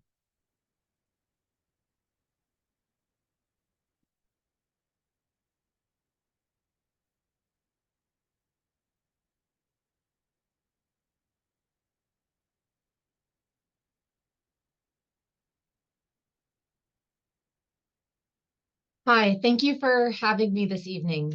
My name is Amy Fallon. I'm a parent at the Gardner Pylon Academy. I've been there our family has been there for 8 years. We live in Brighton. What I would like to do right now is read to you a letter that we sent to Superintendent Skipper, dated November 30th, 2023. It was signed by 220 caregivers in our school. It reads as follows. Dear Superintendent Skipper, as parents and guardians of the Gardner Pilot Academy, we were shocked, upset, and angry when we learned about Boston Public Schools' decision to discontinue 7th and 8th grade at GPA. Less than 3 weeks later, we were again caught off guard with the announcement that our principal, Erica Herman, was put on leave. Both decisions have huge ramifications for our families and children. And in both decisions, the GPA community was given very little notice with zero input from parents and guardians. The normal internal processes, including involving our governing board, were skipped to make this unilateral decision. This is a huge disrespect to us as parents, guardians, taxpayers, voters, and members of the community. Erica Herman has been a pivotal leader of GPA for 20 years and created a thriving community school. She has advocated relentlessly for resources for our children and fostered a number of partnerships to help our children and families. Under Ms. Herman's leadership, GPA has been recognized as a model for inclusion learning and received the Edvester School on the Move Award last year. The allegations against Ms. Herman that were shared with the school community in no way justify the severity of the action taken by BPS. GPA is a lifeline for our families and children. By putting Ms. Herman abruptly on leave, you are severely disrupting the learning of our children and the support our families receive. Staff at BPS's central office cannot replace the intimate knowledge and caring relationships Ms. Herman has for our children and families. As caregivers, we request, number 1, ending Ms. Herman's leave of absence immediately while the investigation is ongoing. 2, a fair investigation into the allegations brought against Ms. Herman that allows an opportunity for all members of the GPA community to speak to the issues brought against her. 3, BPS offers resources to the GPA community to determine how we repair the harm caused by this decision, including the education of students, parent support, potential loss of funding, and our reputation.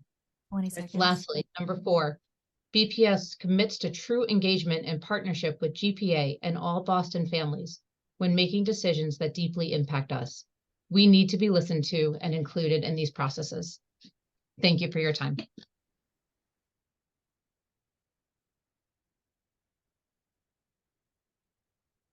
Thank you. Ruth De Leon is not signed into the meeting, so our next speaker will be Anna Romero. Será Ana Romero.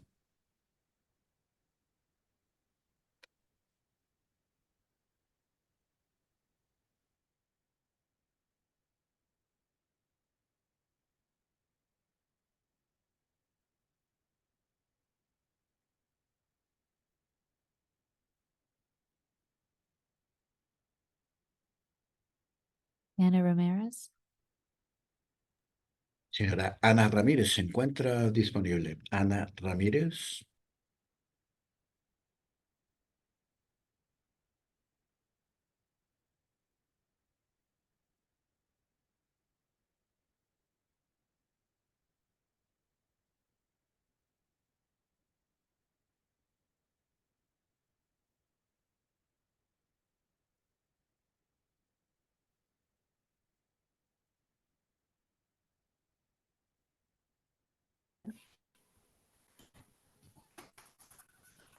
Good evening.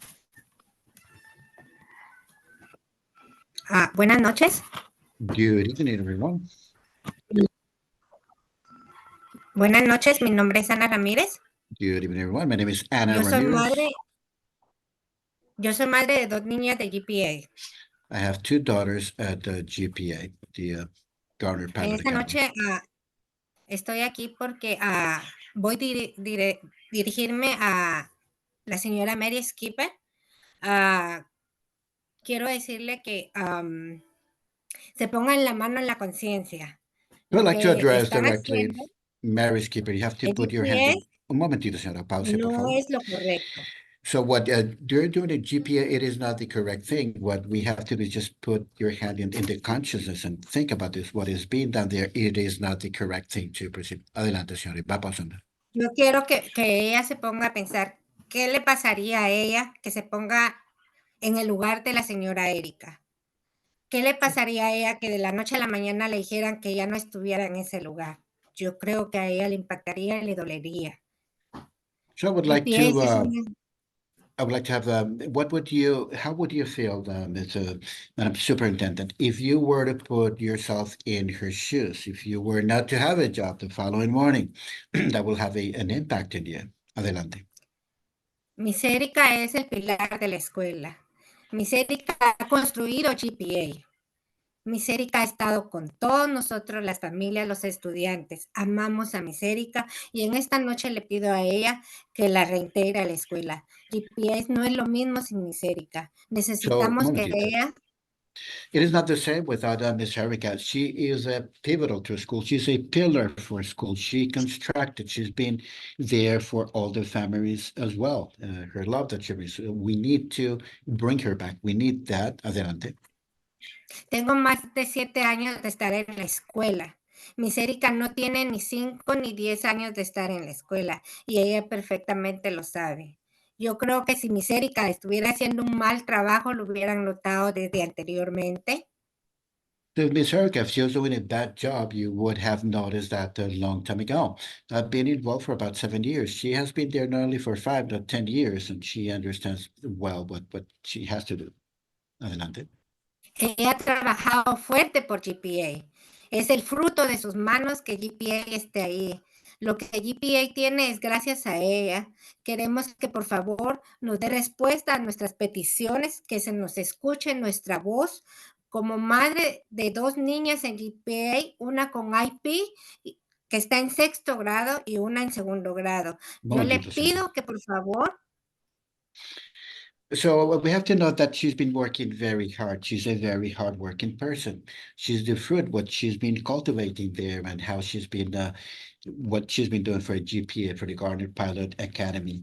And I'm speaking on behalf as well of my 2 daughters. One of my daughters, she's in 6th grade and she has an IP, and my second daughter, su segunda hija.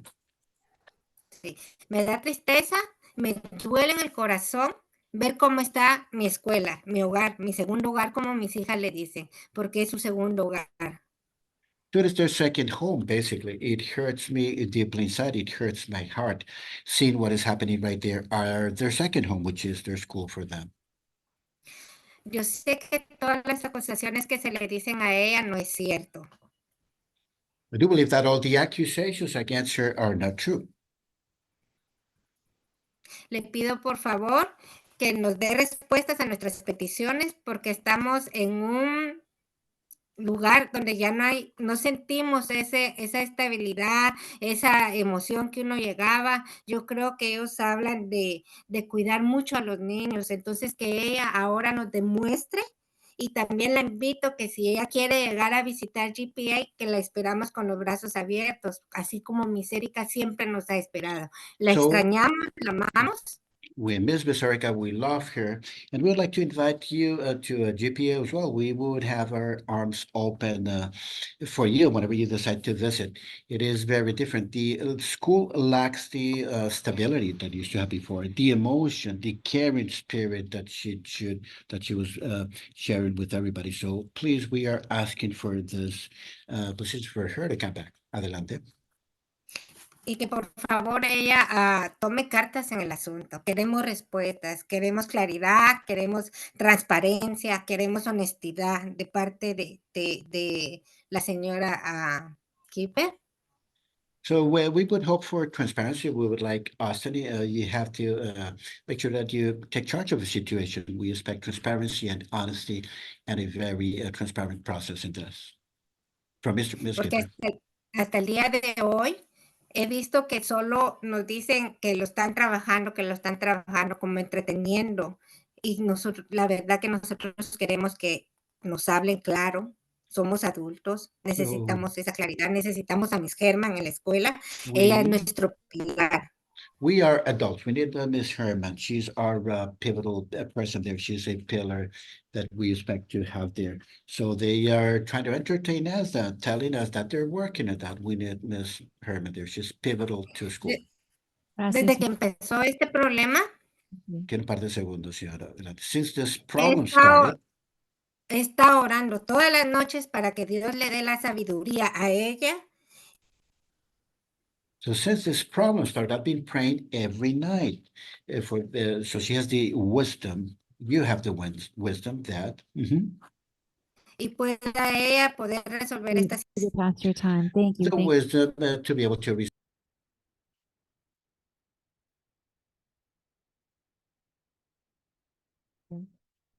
Our next speaker is Troy Brogan, followed by Priscilla Anderson. You can please raise your hands virtually. Troy?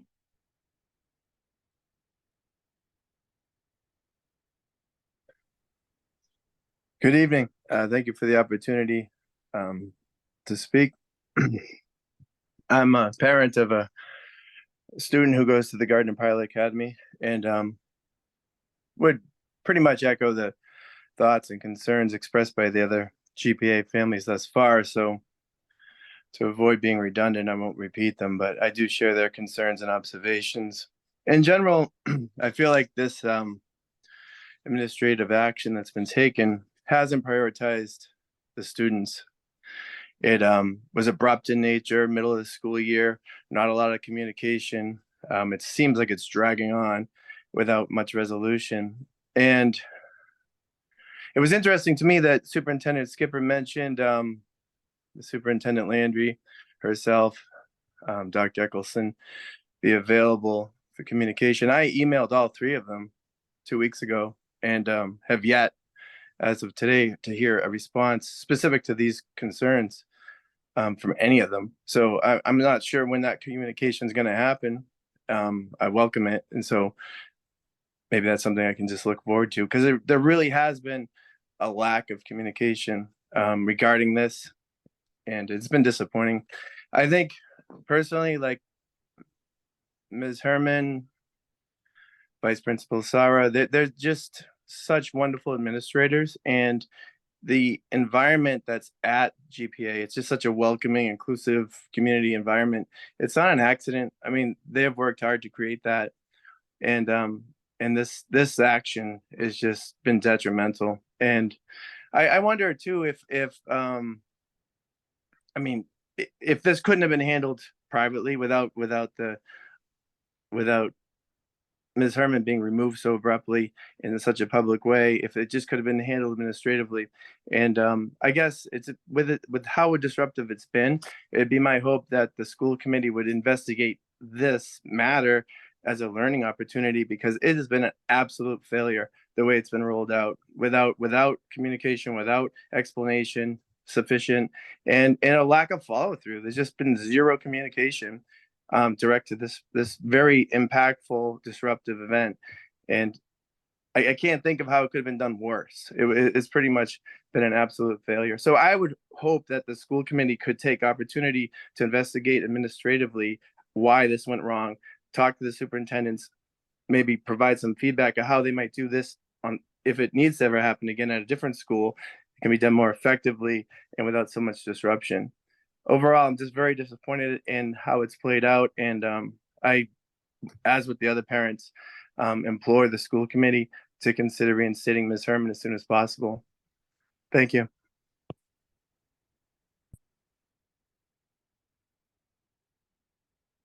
Thank you. Our final speaker is Priscilla Anderson.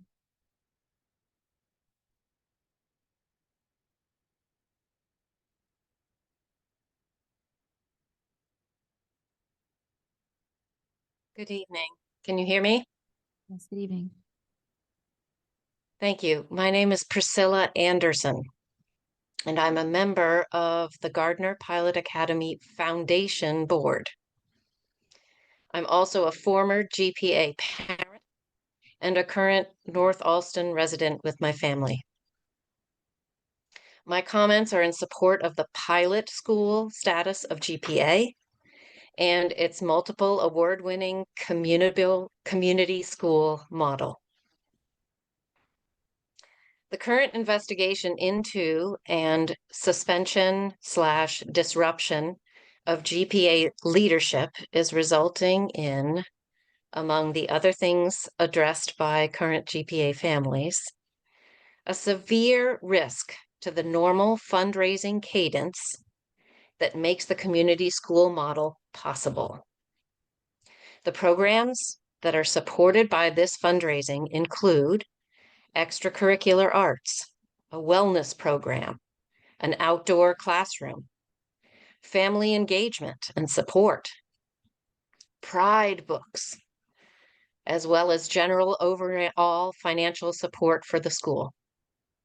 It also funds robust extended after-school programming, a comprehensive summer camp program, and a huge adult education program. Especially for these last three, if any of these programs is suddenly left unfunded, GPA students, their families, and the community will not only suffer the loss, but experience extreme stress in having to find other ways to cover the childcare and the language development that enables these family members to get and keep jobs. This kind of stress drives these families out of the school district. And we value them as neighbors and friends and don't want this to happen to them. I urge the superintendent and the school committee to address this fundamental need by reinstating all the leadership immediately. Thank you.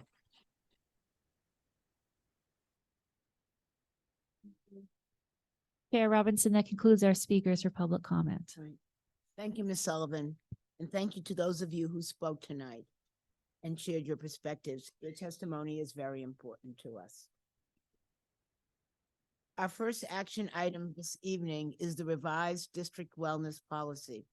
You'll recall that last week, Senior Executive Director of the Office of Wellness and Health, Jill Carter, Boston Public Health Commission Deputy Commissioner, J.P. McCann, and Director of Wellness Policy and Promotions for the Office of Health and Wellness, Marika Lear, presented the superintendent's recommendation to revise the district wellness policy. Changes to the policy language relate to school food and nutrition, physical activity, and health education. These changes have been approved by the District Wellness Council and recommended by the superintendent. I will now turn it over to the superintendent for final comments. Thank you, Chair. As I stated at the last meeting, fully support the recommendations that are before you. Just compliment Jill and her staff for just the amazing work that they've done in bringing the wellness policy over the years into implementation. And certainly, I think the clarity that they're making for recommendation of the language is something I fully support. Thank you. I'll now open it up to the committee for questions and comments. Any questions, comments? Okay. Thank you. If there's no further discussion, I'll now entertain a motion to approve the revised district wellness policy as presented. Is there a motion? So moved. Thank you. Is there a second? Second. Thank you. Is there any discussion or objection to the motion? Hearing none, Ms. Sullivan, will you please call the roll? Dr. Alkins, Yes. Mr. Cadet Hernandez, Yes. Ms. Lima Barbosa, Yes. Ms. Polanco Garcia, Yes. Mr. O'Neill, Yes, and thank you for the team that worked on this. Ms. Robinson. Yes, The motion is approved unanimously. thank you. Our final action item this evening is an amendment of the school committee's bylaws to adjust the date of our 2024 organizational meeting. Article 2, Section 1 of the Boston School Committee bylaws requires the committee to convene its annual meeting on the first Monday in January of each year, quote. As the first Monday in January 2024 falls on January 1st, the New Year's Day holiday, I'd like to propose that the school committee vote to suspend Article 2, Section 1 for this year only, and instead convene our 2024 annual organizational meeting on Wednesday, January 2024. Article 7, Section 2 of the bylaws states that, quote, these bylaws may be amended by a vote of 5 members of the committee, end quote. I'll now open it up to the committee for questions and comments. Chair, as maybe, I don't know if I'll be here yet, but just to be transparent, but I do wanted to see if the chair could clarify maybe for the public, what does that meeting entail? Just so like families and folks know, what does that? It's the, Even for me too, thank you. okay. The organizational meeting is the meeting in which we do 2 things. I believe one is that we elect the chair and the co-chair, and the other is that we will share the calendar for the upcoming school year. Thank you. Is that correct, Ms. Sullivan? That's correct. Okay, thank you. Are there any further questions? There are no further questions. I'd like to entertain a motion to suspend Article 2, Section 1 of the school committee bylaws for the school year, for this school year only, and schedule the 2024 organizational meeting for January 3rd, 2024. Is there a motion? So moved. Thank you. Is there a second? Second. Thank you. Is there any discussion or objection? Hearing none, Ms. Sullivan, will you please call the roll? Dr. Alkins, Yes. Yes. Mr. Cadet Hernandez, Yes. Ms. Lima Barbosa, Yes. Ms. Polanco Garcia, Yes. Mr. O'Neill, Yes. Ms. Robinson. Yes. The motion is approved unanimously. Thank you. We'll move right into our first report, the Superintendent's Exam School Admission Policy Recommendation. I'd like to invite Monica Hogan, Assistant Superintendent of Data Strategy and Implementation, to please step forward to support the superintendent as she makes the presentation. Thank you, Chair. At the request of the school committee members, tonight I'm bringing forward a recommendation for your consideration as it relates to the current exam school admissions policy. My team analyzed 5 options in response to recent concerns raised about the access to an exam school seat by students who live in particular tiers and attend non-bonus point schools. The options we examined were, the first was remove the 10 points. 2, adjust the number of points from 10 to the point differential between Title I schools and non-Title I schools. Option 3, adjust the number of points from 10 to the point differential by tier. 4, keep the 10 points and ensure all students with perfect scores get their first choice of exam school. And option 5, keep the 10 points and distribute invitations using 20% ranking by merit citywide and 80% ranking by merit within the tier. After eliminating 4 of these options, which I'll explain in a few minutes, the team conducted additional analysis into option 3, which is to adjust the number of points from 10 to the point differential by tier. The analysis of option 3 allows the district to replace the 10 points with an amount of points grounded in data to account for the average performance of students attending Title I and non-Title I schools. The number of points by tier is indicated in the table in the memo. Here we used actual data from the last application cycle to determine the point differential by tier. And it shows that with last year's application pool, this option maintains the spirit of the policy to have a student body that is socioeconomically and geographically diverse, while also addressing the concerns raised by members of the school committee. As we've shared before, last year's invitations account for the first full year of implementation of the new policy. With only 1 year of full invitation data, there are limitations to the depth of the analysis we can conduct. We also considered how large of a policy change each option would entail. Because of this, options 1 and 5 were eliminated. We have not ruled them out as possibilities in the future, but they would require a substantial policy change that requires additional data and time to understand the full impact. Our analysis of option 2 revealed the point differential between non-Title I schools and Title I schools to be 8 points during the last application cycle. We determined that this change would not directly address the concerns that have been raised. We applied this approach to last year's applicant pool, and the adjustment resulted in minimal impact to the invitations and did not significantly change the candidates for exam school admission. Analysis for option 4 revealed 23 students received perfect scores during the last application cycle, with 8 of those students also receiving an additional 10 points. This policy option was also eliminated because of its minimal impact. We determined that implementation of this adjustment would result in a major policy change to the mechanism for distributing invitations. As you know, we only have 1 year of invitation data from the implementation of the policy. Full data. There is still hesitation to make any major changes without understanding if the data from this year is an anomaly or will be consistent in future invitation cycles. However, you've made it clear that you are open to an adjustment. The option I'm recommending for adoption is option 3, point differential by tier.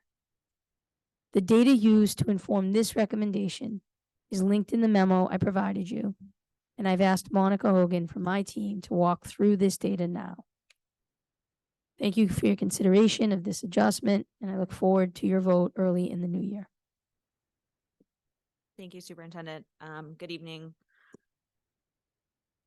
As the superintendent outlined, tonight I will share data related to the policy recommendation. The change in policy to consider here is changing the number of points that students receive based on the school attended in the previous year from 10 to a number of points based on the tier they live in. The table on this slide outlines what the number of points would be for each tier. So, for example, students living in tier 8 and who receive points because they attended a school with 40% or more economically disadvantaged students in the previous year would now receive 2 points instead of 10.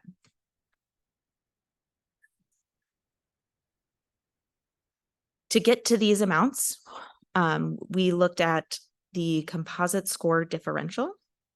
So to calculate this, we looked at the average score of students receiving points in each tier compared to the average score of students who don't receive points in those tiers, and then calculated the difference.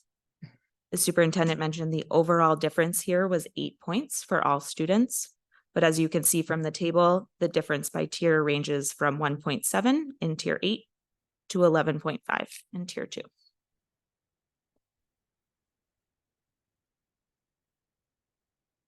The next few slides look at the simulated impact of this change.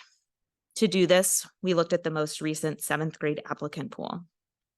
Because of the implementation timeline, we only have 1 year of data that includes both math scores and GPAs.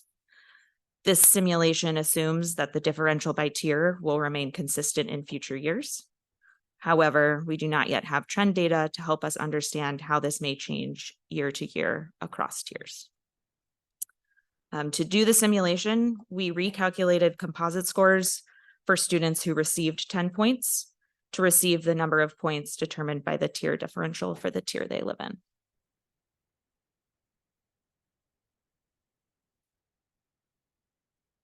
This slide shows the change in the minimum composite score required to get into each of the 3 schools by tier. So on the left-hand side, you'll see the minimum composite score that was required during the last invitation cycle for BLS, BLA, and O'Brien. And on the right-hand side, you'll see the minimum composite score required under the simulation run using the tier differential for points. Highlighted in yellow are 3 tiers. Tier 2, where you'll see the minimum composite score actually increases, as students are now receiving 11 points in tier 2 instead of 10. Tier 3, where student preference for schools and the change in rankings impacted the minimum composite score required under the simulation. And Tier 7, where under the 10 points, the minimum composite score for Tier 7 was 100.2. That number now drops to 97.9 under this simulation. To help illustrate the impact of what changes when we change the number of points allocated from 10 to the tier differential, this slide shows how the rankings change within tiers. So while rankings change within all of the tiers, you'll see that the most drastic changes in rankings happen in tier 7 and tier 8.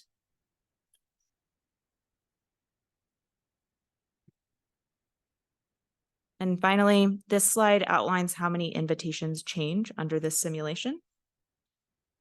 The 2 gray rows at the top show the number of students where there is no change. Students either continue to receive an invitation to the same exam school that they received in the last invitation cycle, or students continue to not receive an invitation under either the 10 points or the tier differential. The orange row shows students who received an invitation under the 10 points, but would no longer receive an invitation under the tier differential policy. The green row shows the students who previously did not receive an invitation, but would now receive an invitation under the tier differential policy. And the last row in yellow shows the number of students who would receive an invitation to a different exam school. That could be now receiving an invitation to their first choice school, or it could now be receiving an invitation to their second or third choice school. I will now turn it back to the superintendent and the chair if there are any questions.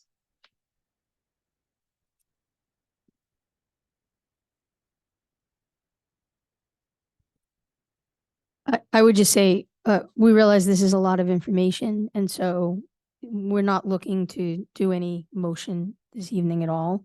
This will be for January, but we wanted to give it to you, and certainly if there's questions, Monica can answer the more detailed ones of them. I think what we were looking for, we clearly heard that you would like options, and of those 5 options, there were a few that really, without a more full data set, multiple years, they're very large policy changes. So those will require us to put a process forward as to how we will be looking at those. I think this one, in option 3, it addresses the concerns we heard in tier 7 and 8.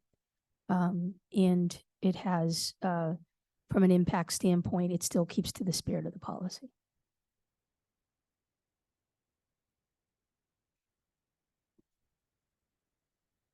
I'm sorry, could I get another explanation of slide 6 again, just understanding the ranking again? So we're saying it changing in the rankings of the students' choices. That's what we're saying? So the way invitations are distributed, students are ranked by composite score within their tier. And so when you change the number of points on the composite score, it changes the way the students are ranked within their tier. So you're essentially changing the order in each tier by which students are invited. And because we know student preference differs, that also has an impact on which school they may get invited to. So the top right box, you'll see the number 45 under tier 8. So 45 students moved up in ranking between 31 and 40 places. Yeah. Does that help? Yeah. Within there, yeah, within their tier, not eight. across, yeah. Yeah. Because invitations are still equally distributed across the 8 tiers. A few questions.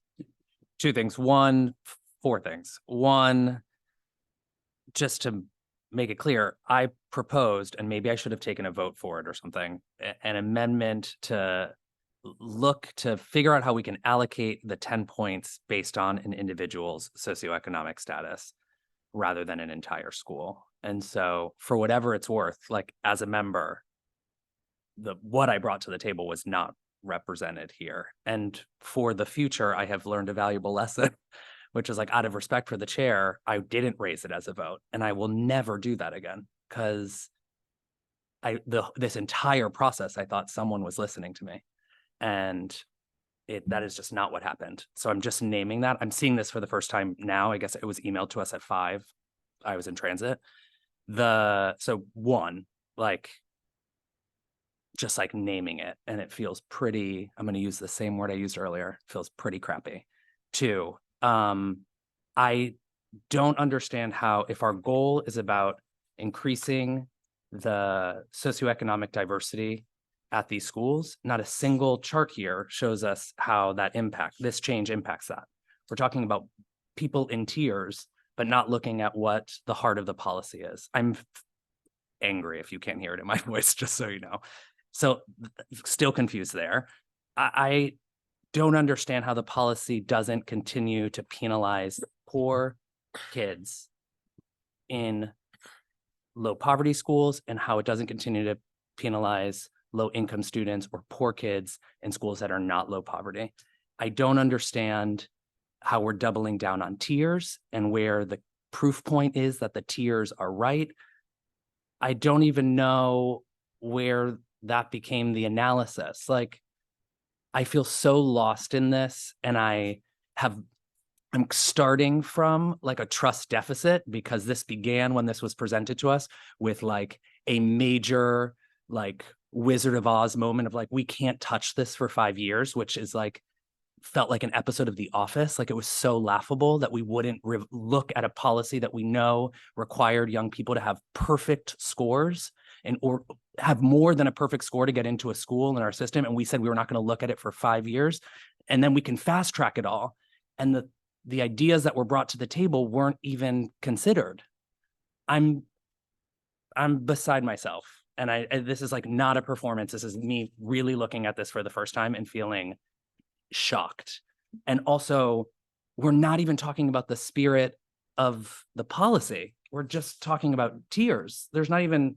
No one's even telling us that we're looking at something that would increase opportunity for low-income students at the schools where they weren't getting points before. I'm like, I don't get it. I don't get it.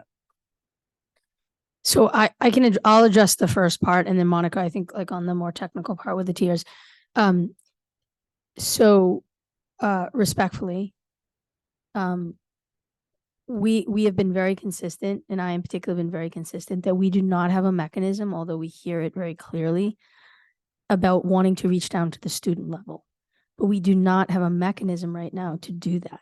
And I think every time we've had that discussion, respectfully, it has been very consistent, the response. We did commit, and we will hold to that, to look and try to figure out what is possible. But right now, we had a pretty robust conversation, I think, among the committee about the pros and the cons of requiring papers. We went through potentially doing anonymity to it and having anonymous filing. We looked at a bunch of different things, but none of which we can really do. We can certainly, for the students who are our students, we are able, for those that have a particular code, we are able to figure out who would be Title I and not Title I.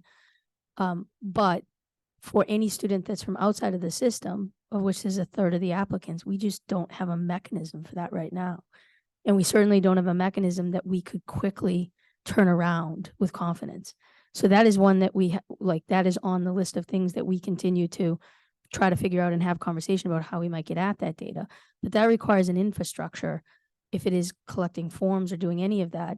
And the concern then is for the students from the outside, are we creating more barriers by asking for that material to be put forward? So I think that in and of itself really requires a different level of conversation and exploration for us that we can't do, in the course of a school year like this.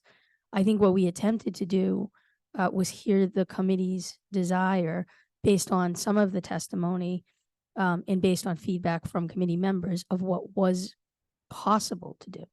And that's what you see in front of you. Was there were sort of 5 things that were sort of raised or brought. Another one would have been to figure out a different distribution of the number of invitations per tier. The problem with that is a big policy change. And so we were not in a position to do that. So I think what we put forward was something that we felt was an important step, particularly to acknowledge this issue of students who are at us, get that perfect score and what is possible for them without carving out just that one simple population. So that was what we were able to do with what was suggested publicly. But we certainly hear you. I certainly have heard you about drilling down to the student level for all the reasons when the committee visited initially. I think those same reasons still exist, and we still don't have an easy answer to them. But there is a commitment to explore that and to see, but it is not something that would turn around in like 2 or 3 months. The only, I guess, for our vote on the policy change, 2 things. I think it is just important to clarify. We're only talking about not having data on a young person's income status if they are outside of our system. It's how we know a school is Title I. We know who in our system currently is low income. We don't know who in our outside of our system is not low income. Because we keep conflating it as it's like we universally don't know. So we're solving for a much smaller figure. I'm just saying, and it may not be solved for now, but I just feel like we have to be intellectually honest here. We have that data for kids currently in our system. We don't have that data for kids outside of our system. The sending school would have that data, as would the state. And there is a universe where we can get that data if we are in agreement with a sending school or the state. It doesn't have to be papers. It doesn't have just like it wasn't 5 years to review the policy. Like, we have to be really clear. Yeah, I think if a student is in private education, which is a good deal of the students from outside of the system, then it's very difficult to get that. The school wouldn't necessarily have it. And we would have to establish like a mechanism of authentic data of collecting that. I think if it is true that if a student is in a charter or another public entity, we can certainly work, and the sending school would have that. But again, that's developing an infrastructure for us. So because these decisions, I mean, you see yourselves, every student that doesn't get in is a case. And so, we saw probably a sum total of 20 or 30 parents testify over the course of time. If we are not able to really with certainty ascertain information that then determines whether or not they get an invitation, we have to be able to, with good confidence, back that up and know that we had an authentic process. And I think what we've said consistently is, for our own students within BPS, yes, that is much easier to determine. However, for the outside, it's not. And Monica, how many students from the outside in that last year's application, roughly? Several hundred. I don't know off the top of my head. I hear you. I have 2 last thoughts, and then I'm going to let this rest because I know there's more to do tonight. So we really are talking about private school students who we don't have income data on. So I want to start getting like really precise on this one. We're talking about private school students that we think would be the most difficult to get that level of data on. And then second, if we go for a vote, when we go for a vote on this, we still don't have projections on the change in the socioeconomic demographics based on the shifting of tiers. And we can see that the tiers have changed, but we don't know who the kids are in the tiers and what that looks like, either socioeconomically or racially. And if this changes that outcome or gets us closer to the goal, which, if my understanding is right, is to bring further socioeconomic diversity to exam schools. So we're looking through the lens of geographic and socioeconomic. And Monica, I believe we do actually have that data. And I think it was, if my recollection was it was minimal impact, which is why we said it supported the spirit of the policy. To clarify, but Member Carter Hernandez, are you saying for the entirety across all the tiers, or are you thinking about specifically within 7 and 8 in terms of the shift of the socioeconomic and racial strata? Well, I'm thinking about socioeconomic globally, not based on tiers, because we have been able to break down based on the current students who are admitted what the socioeconomic breakdown is of those students, because we have that information. And so given all these changes, using last year's enrollment data, what would it look like and what would the impact on the socioeconomic students? And then I do think there's the same conversation. What does it look like school by school? Is this a policy that continues to have a unintended consequence for low-income students who go to high-performing schools or who go to schools that are not Title I eligible? And if that's the case, then we didn't solve for anything. We just moved ships on. Monica, I think if you could, I believe it was in a November memo, I believe we gave the number of students that Member Cadet Hernandez is referring to. I for some reason, I think it's like 29. So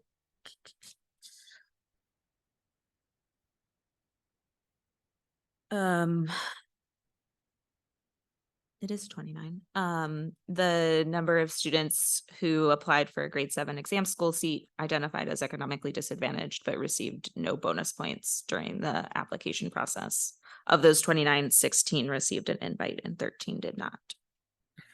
And then I think the other number that Member Cadet Hernandez had asked about was the number of students who were in a Title I school who themselves were not title eligible. And I think that was like a much larger number in the 400s. Yes.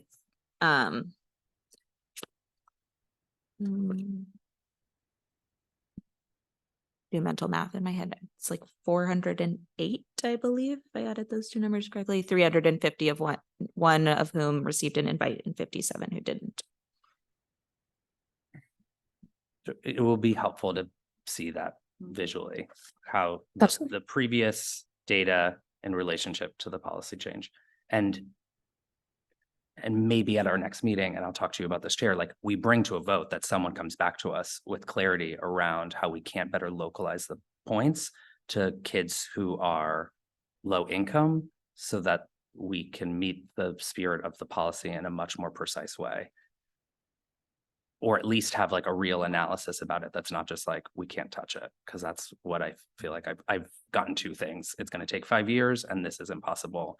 And sometimes they get to change. And so here we are.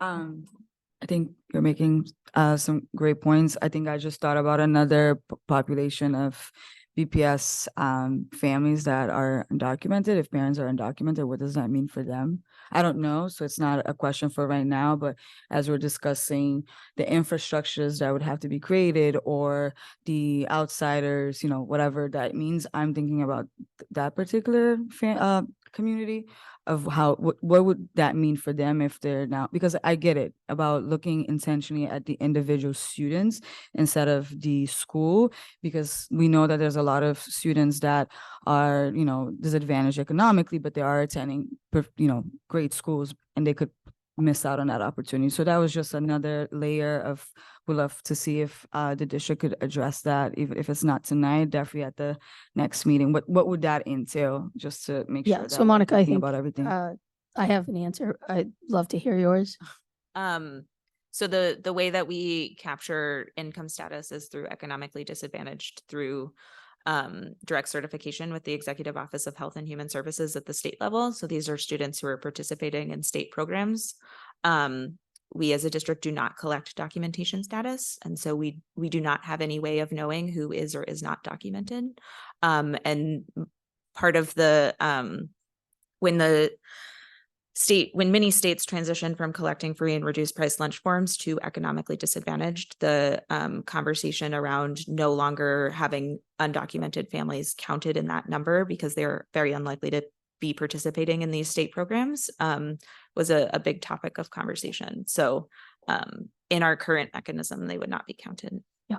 There's also been a lot of data about for undocumented families, even something like the FAFSA or putting forward income eligibility, just not participating, and it being an additional barrier if you ask for that level at the student level. So that would be a group of students for whom we're sort of blind when it comes to the state, but by attaching the Title I, non-Title I at the school level, you can create a catchment. Just a final comment. My 9-to-5 job is a program that creates a very unique way of people getting access to higher education, especially folks that have felt that higher education was not something that is possible. And one of the reasons why is that we only require a high school diploma, and it could be from Cape Verde. And what that showed me is that the less paperwork that we're requiring, the more access that we're creating. But again, I do see a value of seeing how maybe not at the next school committee meeting, maybe is in 5 years, that we could look at students individually and not just by the school, because that in itself, it does not help when we are looking at with an equity lens, it might not actually help us meet that. So it's just something to consider. And thank you so much for the update and the options that was presented.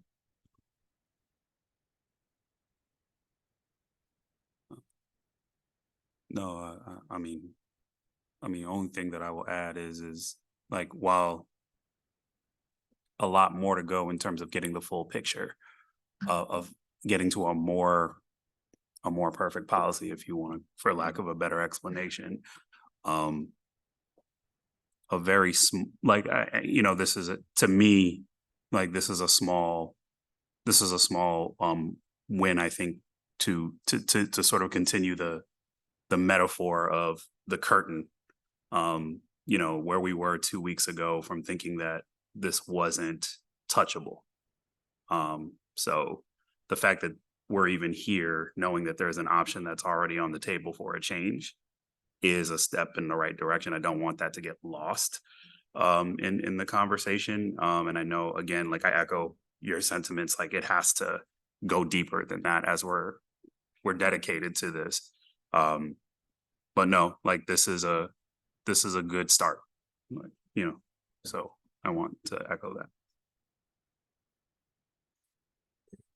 Thank you. Great discussion. I just have a couple of points I wanted to clarify. So if I understand this correctly, Ms. Hogan, excuse me, director, I forget the right. Ms. Hogan's Director. fine. What? She's in senior advisor category. Okay, thank you. I appreciate people's hard work to earn titles, so I wanted to make sure I had it correct. I apologize for that. So when I look at this past year, and this was an issue we heard a lot, if you were in tier 7 to get an invite, you had to have a minimum composite score of 100.2. Correct. Which meant you had to be receiving points. If you were at a school that did not have points, you were theoretically impossible for you to get an application, admission to your first choice. To BLS. To BLS, correct. Right. So, and that was based upon, and I remember that really excellent question that was asked a while ago in public comment by someone who had said, how was the 10-point chosen? And it was really, in looking back, it was kind of a theoretical or a hypothetical number that was chosen based upon what the expectation was, the difference in scores. So you're taking that hypothetical or theoretical number that was kind of the planting of the flag, so to speak. And now you're substituting real data from last year. So you will use last year's data for this admission cycle, right? Of what the average, and you showed us the average composite score between Title I and non-Title I schools. Is this for both 7th and 9th grade? This analysis is specific to 7th grade, but we can look at the data for 9th grade and see what those differences also look like. So would we have different points for 7th and 9th grade by tier, or will we just? Could potentially, yes. Okay. That would be interesting to see if it's different, because folks would want to understand that. And this is, so, and is the proposal to have it as like a 1-year lag, so that this year's admission cycle is based on last year's average, because doing real time, I'm assuming, would be crazy, particularly as you work to try to get faster responses out, right? Yeah, we've heard a lot about trying to accelerate the timeline. If we were to wait for this year's invitations, that would be another level of analysis that we would need to conduct in the February or March timeline, which would delay invitations further. So it would add an additional step at that point. So it seems logical to me to use, because we're trying to be theoretical here, right? What we're saying, we had a theory, and by the way, I do want to make sure we acknowledge, just as you just said, and I appreciate it, like, this is a step forward. It's the overall policy was a huge change to the socioeconomic invitations and attendance at our exam schools. I mean, it was, so now we're like, fine tuning, so to speak, but this was a huge change in the socioeconomic breakdown of both the application, the admission offers and the attendance at our schools. But now we're taking a theoretical and we're substituting it with real data. Mm-hmm. And Superintendent, I heard your comments about, this is not saying you're not still considering the other options. It's that the others you felt was bigger changes that you wanted more data, which is consistent with what you have said to us all along. Correct. And I really can't reiterate enough how much work and time has gone into looking at this. From Monica, from ODAs, from my time, from senior leadership's time. This is 3 schools, and it's extremely important, but there are 119 schools in our district. And I think I really just need to applaud the work that they've done, because this is weekends, nights. This is not simple stuff. This is very high visibility, and it means we have to be very assured of the data that we're putting forward. So I respectfully say that to the committee, that this is the product of quite a bit of work. And I think if there were to be an option 6 to Member Cadet Hernandez's suggestion, that we should know that, so that, beyond what we've put in the November 1st memo, which was indicating much like what the original committee's concerns were of that approach, we would have the lead time we need to see what we might be able to come up with. But I just want to emphasize that we have thought about that and have looked at it. And right now, we don't, as a district, have the infrastructure for that. So we would have to build that. Thank you. So thank you for those clarifications. Thank you. I just want to reiterate, thank you for the enormous amount of work that you all have put into getting us to this point. But I think the thing that, that I've talked to most about is getting in is one thing. My question often is around the preparation and the ability of students to do more than get into the school. And it does concern me when I see the difference in the minimum composite scores by the tiers, which is almost a 30 points, anywhere between 26.9 and 29.5 difference between the lowest composite scores and the highest, and only can imagine the experience of the students. And so we've often talked, yes, so this getting into the exam schools is great, but the question is, what are we doing from pre-K to grade 6 in every single one of our classrooms, for the potential of every single one of our students, and for our schools to remind themselves that every school needs to be preparing their students for the best experience possible.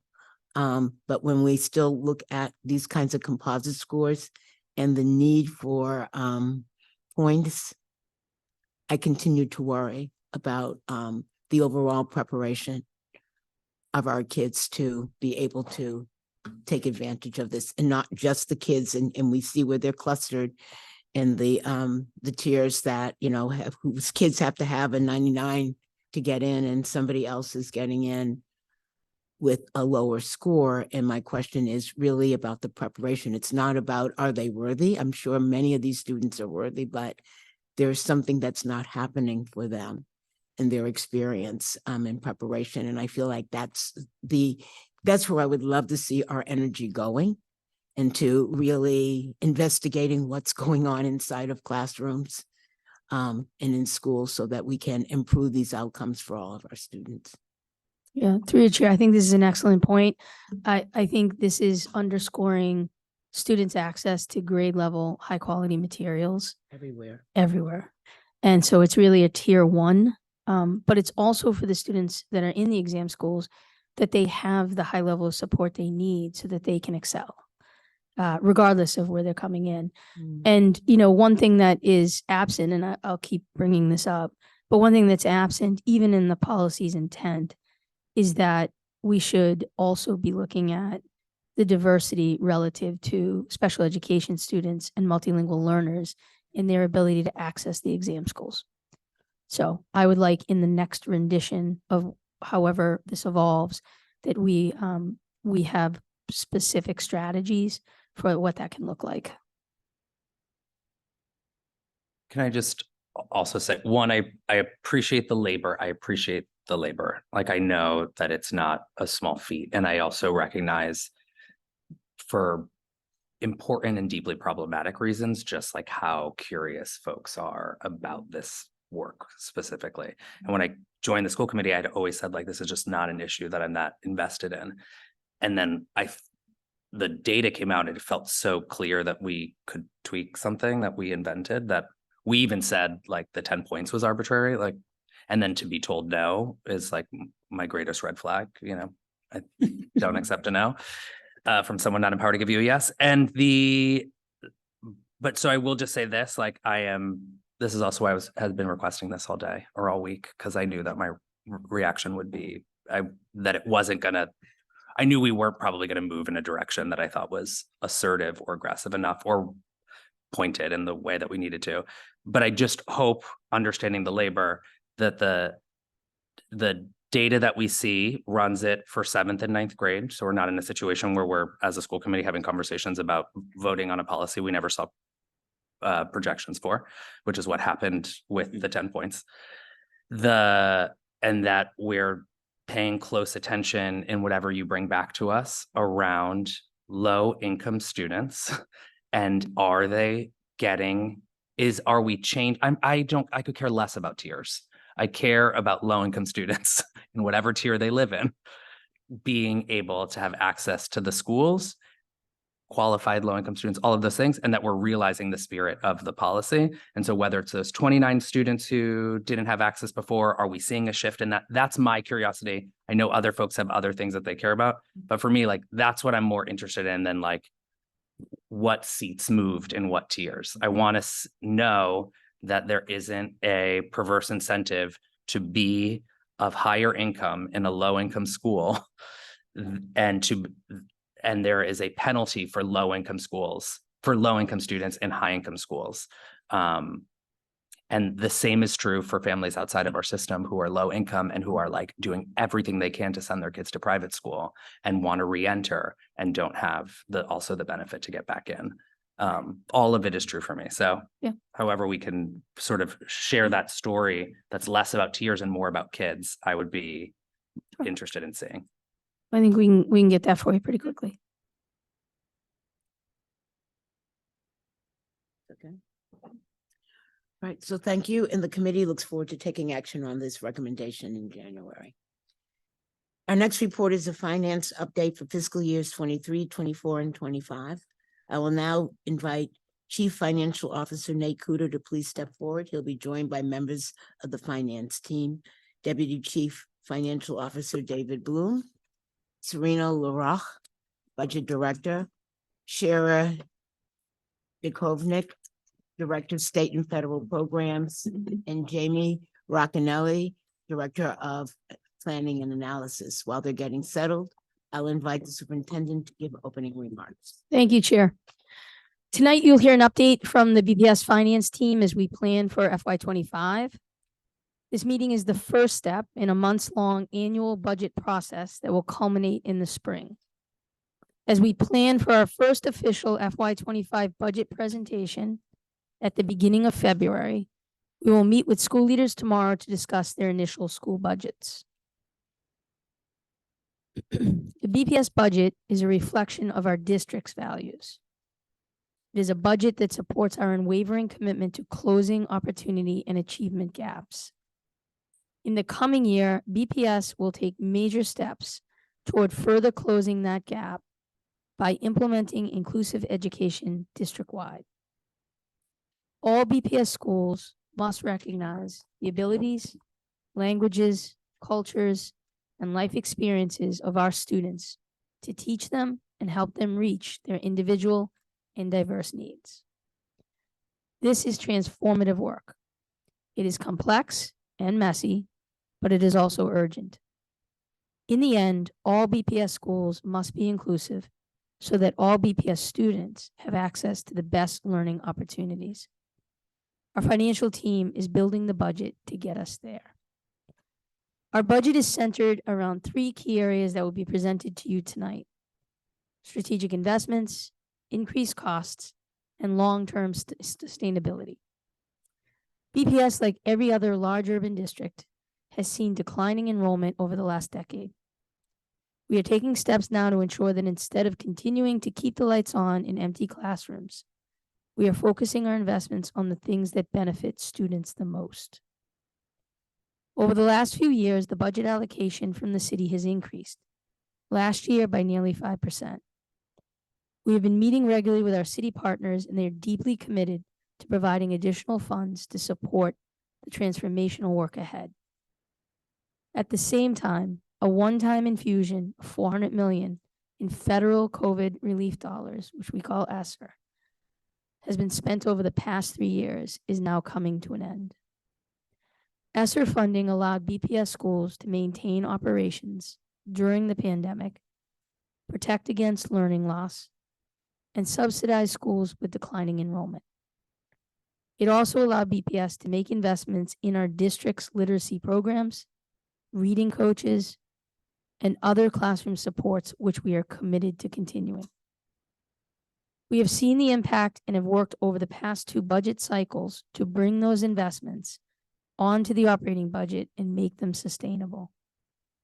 As we plan for the next fiscal year, there are some cost increases in areas including facilities, transportation, and special education services. We will be able to offset these costs with unexpected savings from vacant positions and lower utility expenses. The finance team will dive into the details and explain how we plan to close out FY24 on budget. We have maximized every dollar and we're as transparent as possible about one-time costs and temporary positions. Not every decision has been made yet. This is the beginning of the budget process, and we will be working individually with school leaders to finalize their budgets, build on our investments in teaching and learning, and identify savings. The team will also update you on our Reimagined School Funding project. This has been an 18-month process explaining how our funding policy can better serve students in schools using input from students, families, community members, and school leaders. These recommendations are intended to be considered and phased in over multiple budget cycles. The team will also address BPS enrollment, which saw a slight decrease, and the budget implications of that data. Each year at this time, we reflect and ask ourselves, how are our students doing? What can we stop doing because it's not having the intended impact? And where do we need to invest? We look forward to coming back in February for the FY25 preliminary budget presentation and continuing this process. I want to thank the budget team here tonight, and I mean that sincerely. Hours and days and weeks of just hard work to get to the point we're at, as well as all the division chiefs and department leaders who've been working very closely with us on our individual budgets as we plan for FY25. At this point, I'll now turn it over to Chief Cooter and his team. Thank you, Superintendent, and good evening, Chairperson Robinson and members of the school committee. Thank you for the opportunity to present this financial update on behalf of the Boston Public Schools. I'm proud to report that BPS continues to be in excellent financial health with the resources we need to support our students.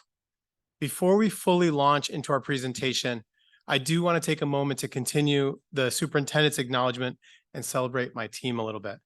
The finance division consists of 6 teams and nearly 50 individuals who make sure that the public and the school committee can have the confidence that we are managing our finances well with the best interest of students and meeting the many regulatory requirements governing our body, our budget. I want to start by acknowledging 2 members of the finance leadership team who are not here with us this evening. Shirley Wynn, the newest member of our team, who is our business manager. Dr. Yvonne McCrae, our longest tenured member of the leadership team, who serves as our director of external funds and grants. And joining me this evening are Serena LaRock, the budget director, Shira Dukovnik, our director of state and federal programs, Jamie Racanelli, our director of planning analysis, and the best deputy in the district, Mr. David Blum. I can confidently, if not reluctantly, admit that there's only one thing that David doesn't do well, and that's take a compliment. We open tonight's presentation with a statement from the Opportunity and Achievement Gap Policy because we know and believe that our budget is a statement of our values, as the superintendent has already said. We must build a sustainable budget beyond the end of ESSER that meets the needs of our students. This year, we've added an important second quote to sharpen our focus. This quote is from the BPS Inclusive Education Plan. And as we think about the transformational work the district needs to do to close opportunity and achievement gaps, our district-wide focus is on creating a more inclusive district for all of our students. All of our schools must recognize the abilities, languages, cultures, and life experiences of our students to teach them and help them reach their individual and diverse needs. That is our goal, and that is our focus as we begin our planning process. Tonight's presentation is part routine financial reporting, an exercise in good governance and transparency. We want you to know how we closed our fiscal year 23 budget, which ended on June 30th of 2023 this year. We're going to provide you with a first monthly budget update for FY24, the current fiscal year, and preview some of our planning for next fiscal year, which we will present formally the first Wednesday in February for you to consider. But the other part of tonight's presentation is not routine. We're providing an update on the elementary and secondary school emergency relief funds, or ESSER. That is the 3-year, $400 million grant we received from the federal government that ends at the end of this fiscal year. ESSER funding allowed BPS to maintain operations during the pandemic, protect against learning loss, and subsidize our schools with declining enrollment. It has allowed BPS to make investments in our district's literacy programs, in reading coaches, and other classroom supports that we know we need to continue. We think it's critical for you to walk away from tonight's presentation with the following information. The first thing is that the last few years have been about stabilizing the student experience and recovering from the pandemic. But as a district, it's now time for us to look to the future of BPS. The superintendent has rightly pointed out that this is a once-in-a-generation opportunity for us to make the district more inclusive and to reshape it in the vision that we have for our students. The second thing is that while the end of ESSER will be disruptive and lead to a net decrease in FTE across the district, we have been working for multiple fiscal years to prepare to minimize the disruption and continue the most essential work that we funded on ESSER. And finally, throughout this process, we want it to be clear that we're here to support our schools and partner with our school leaders to develop budgets that with a consistent focus on our students and on inclusion. We're not expecting school leaders to do this work alone. Our district offices have blocked almost all of their time for the next 3 months to roll up their sleeves and work with our school leaders. So with that, I'm going to turn it over to David to continue tonight's presentation. Thanks, boss. Good evening, members of the school committee, Chair Robinson. I'm going to start our details of our presentation with a focus on our school year 2023 budget close. Each year, our goal is to balance our budget to less than the salary of a paraprofessional. Our goal is to make sure that even with a $1.4 billion operating budget, we are not missing out on any expenses, personnel that our students need. In collaboration with our colleagues at City Hall, we're proud to say that we finished this year on budget with a meager $468 left on the table. And I promise we'll be better next year. Try and get better every year. Compared to our budget, there were some areas of discrepancy. We had higher than expected costs in temporary employees, primarily substitute teachers, as well as utilities with some higher than expected natural gas prices, and food services with some adjustments to the way our catered meals work. We did also find operational savings from salaries and health insurance due to vacancies, as well as some underspent contracted services. As we roll forward into school year 24, we are confident that we are going to continue this good news. There are some areas of higher than expected costs. And I'm excited to say that despite transportation's continued presence on this list, we actually, with our new contract with TransDev, are projected to be on budget for our TransDev contract. First time potentially in my memory of working here, which is very exciting. We are seeing some increased costs in transportation of students outside of the district, which is not operated by TransDev and is a part of our transportation budget. You may recall, as I was talking about in school year 23, we went over budget on food services. This over budget expense happened too late in the year for us to adjust our school year 24 budget allocation after we had already voted on the budget with the school committee. As a result, we expected and are seeing a cost overrun in food services this year. This cost overrun is consistent with what we saw last year, and our food services team is working hard to implement solutions to bring it under control in the long term. And we are confident that we will not have this overrun going into school year 24-25. Special education are seeing increased costs as we see the demands on IEPs continue to rise and rise faster than we expect. And inconsistent with our policies, we always make sure that those services are funded, even if we didn't initially plan on that budget. And finally, we're continuing to see inflationary cost pressures faster than we would have hoped in our facilities spending. We are hopeful that this will start to flatten out and we've got sort of good policies and procedures in place, but we are not slowing or stopping our facilities work with those cost pressures. We're identifying other savings to make sure our important work can continue. On the flip side of that, in better news, we overcorrected slightly for our utilities overrun last year. We expected the increase in natural gas prices to continue through this year with the expiration of our contract for natural gas services. And we've seen some good news there in the natural gas market, and we expect that news to carry us through this year.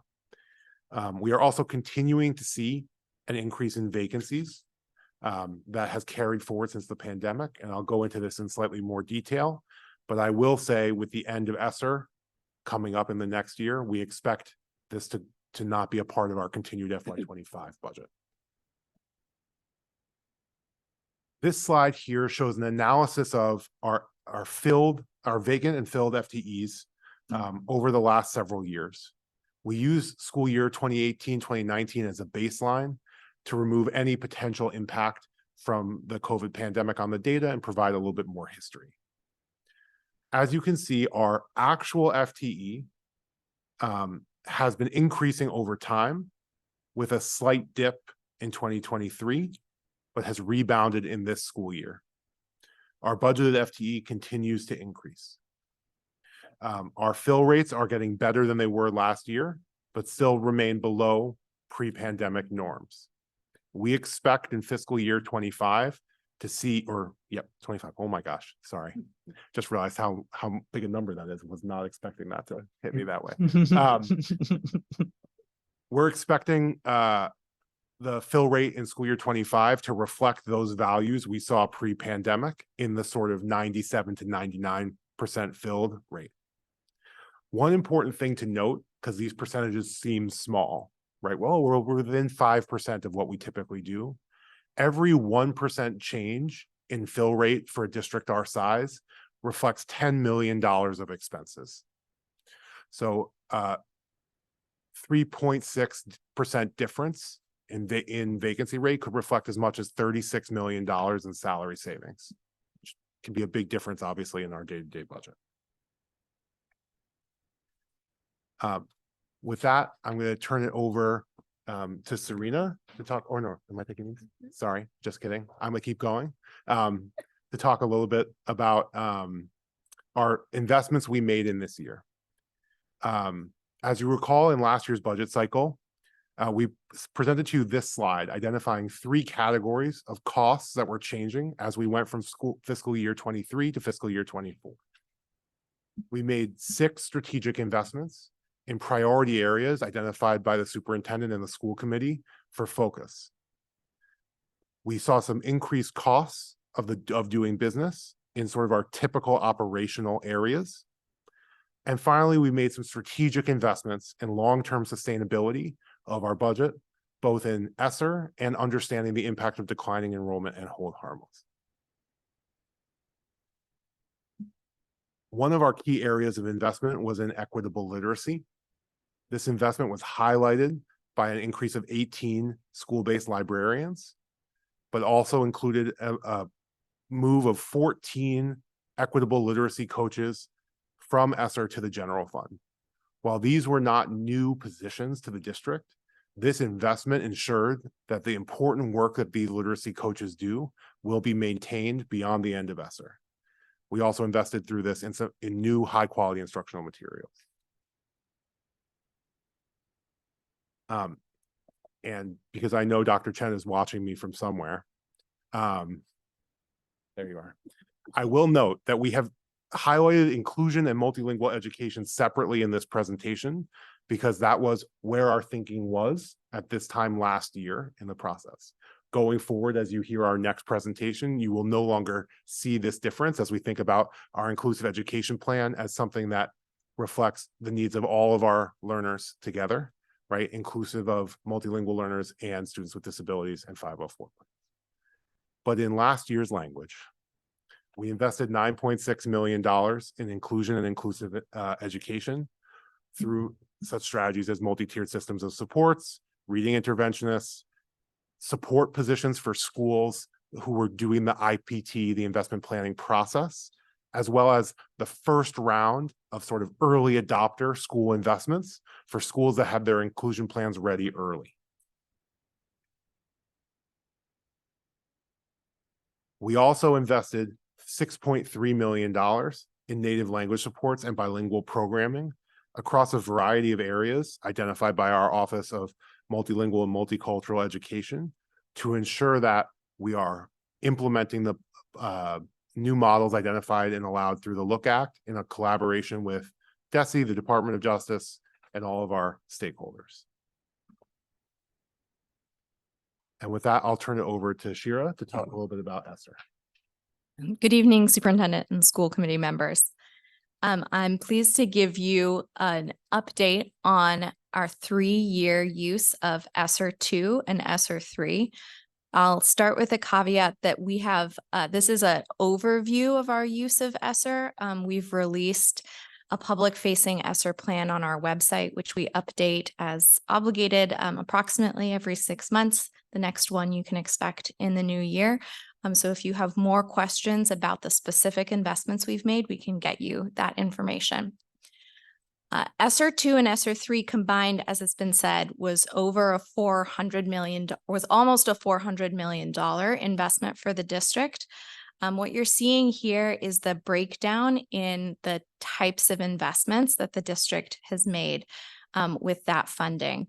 The first category, $149.7 million for schools and for school hold harmless, reflects dollars that were on school budgets at the discretion of the school communities to decide how best to address the impact of the pandemic and to plan for the future. The next large categories you'll see are district-wide investments. It's a bit of a misnomer, as I'll get into later. The majority of those investments actually were in schools and supporting students and educators. And the one other thing I'll note on this table that may be different from previous versions that you've seen is that we've allocated $16.5 million on ESSER to support collective bargaining costs from this year. That was one of the things that allowed the district to reach the agreements that it had in the previous year. We're projecting, we have a plan for every dollar, as you see here, but we are projecting through vacancies and underspending in some areas to save at least $8 to $12 million of those funds. And later, Chief Cooter will explain some of how we're planning to make sure that we still get value out of those underspent dollars. What you're seeing here is a little bit more detail about how those big categories have been spent over time. So each column corresponds to the categories on the previous page, and the progressive blue blocks illustrate how our spending in these areas has accelerated over time. So in 2022, as you'll see, district-wide investments only spent about $47 million. At that time, there were some questions about, will we spend every dollar of ESSER?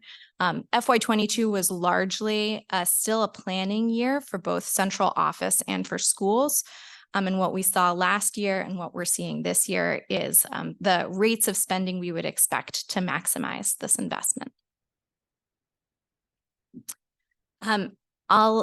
Before I walk you through the information that's on here, I'll just say this is not a description of what we're planning to continue on after ESSER.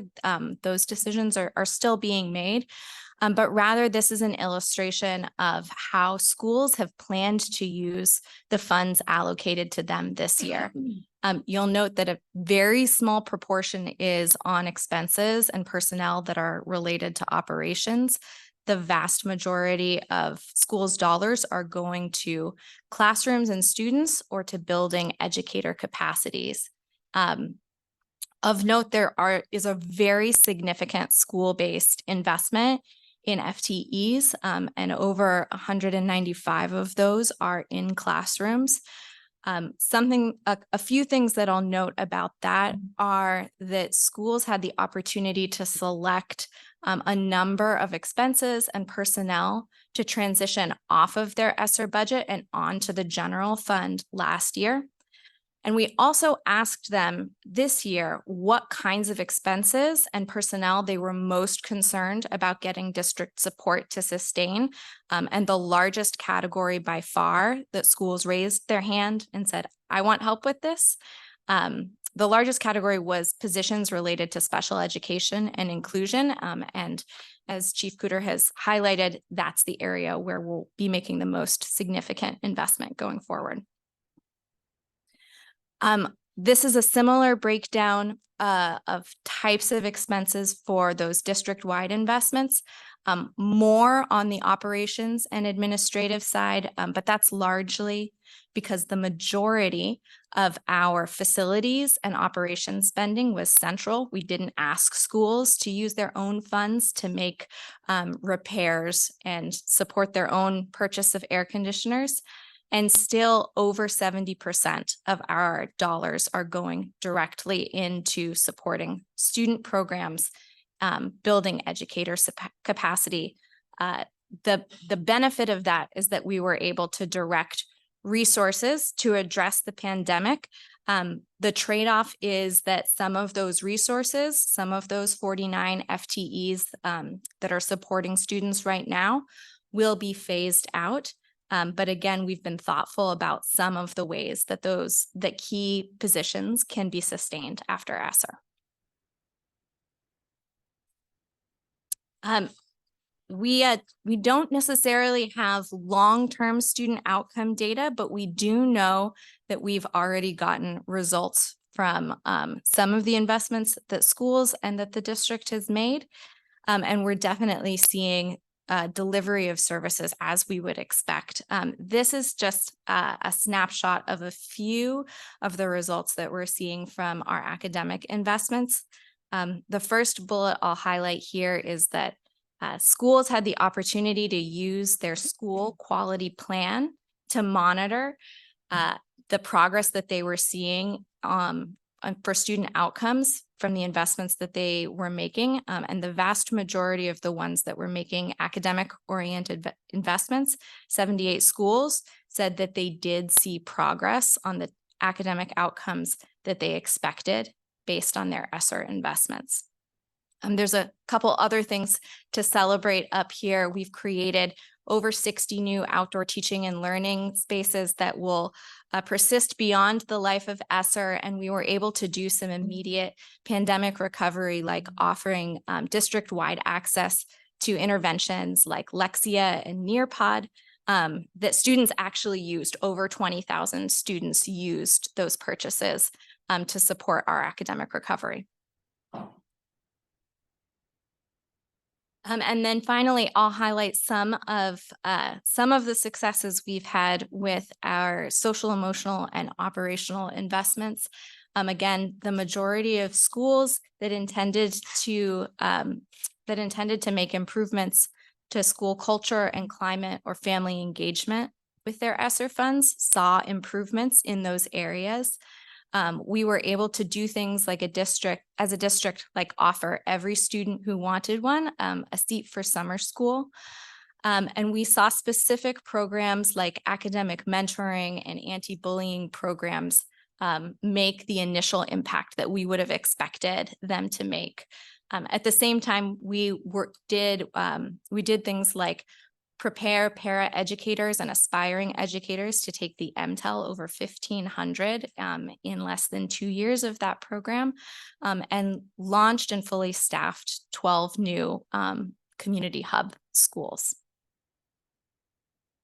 I know the end of ESSER looms large, and there are steps that we have taken from the beginning to plan for the end. One of the first things that we've talked about a little bit is to identify one-time costs. These are things like some of the ones I've highlighted, but also include buying new musical instruments for almost every single elementary and high school. We've made sure that all of the positions that were created with ESSER funding and were posted with very clear language highlighting that they are temporary positions. Even though we know a number of them will be sustained after ESSER, we wanted to be clear with employees that the funding they were on was temporary. And we have also built up some district progress monitoring systems to understand which initiatives have been successfully implemented and how many students they're impacting. And we hope that that data will inform the decisions that remain for us ahead. As we transition the conversation, we wanted to just take a moment to highlight a new strategy that we're presenting to you tonight, and that I'll talk more in detail, but it's the idea of using some of the carryover unspent funds to cover the district's summer costs in August and July of next year. One of the things you'll note is that ESSER technically does not end until September 30th, which means the spending can continue at least in portion in fiscal year 25. Seeing this photo reminded me that the other day I was in a grade 2 classroom talking about our budget. As part of the curriculum, they read a letter to the CFO asking and advocating for parts of their budget. And I was trying to explain to them the difference between 1 million and 1 billion. And the way I explained it to them is 1 million seconds is 11 and a half days. 1 billion seconds is 34 years. I point that out at this point in the presentation because while this feels very long, I promise that is a $1 billion budget. We're trying to do this as quickly as possible. I promise we're in the closing stretches talking about our budget this evening. With that, I want to talk about the Reimagine School Funding Project, which the superintendent mentioned in her opening remarks. This has been an 18-month project where we formed a group of external stakeholders and asked them to think deeply about our budget and to reimagine school funding in Boston. Our goal was to authentically engage our community, to redesign the funding policy, to more equitably support each child, to achieve and thrive with a focus on our students and families that have been historically marginalized. We recognize that with the end of ESSER, with the significant expense of hold harmless over multiple years, that we had practically moved away from a weighted student funding district and needed to be thinking differently about how we would fund our schools in the future.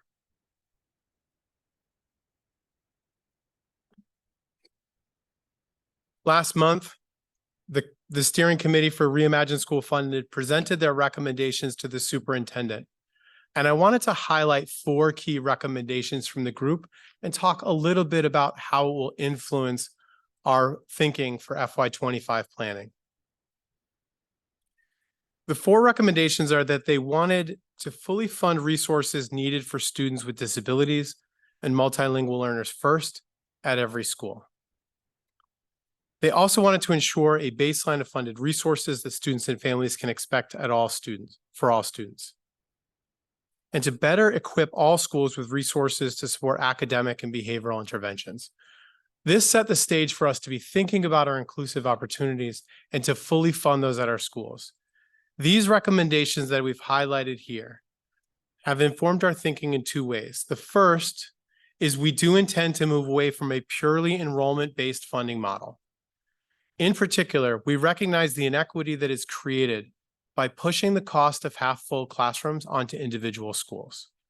The district needs to take more responsibility for setting school capacity and for ensuring that schools are able to provide flexible funds to serve their students regardless of how full their classrooms are.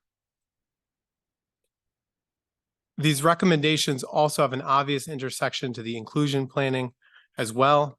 And this year, we're working with school teams to start by designing more inclusive schools. And then once they've finalized the services and programming for their students, the funding then follows that plan.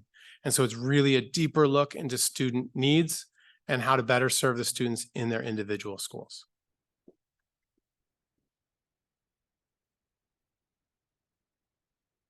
Our FY25 planning process begins by reviewing comprehensive data about the students we expect to serve and what schools they will attend, what grades they're in, and their overall needs.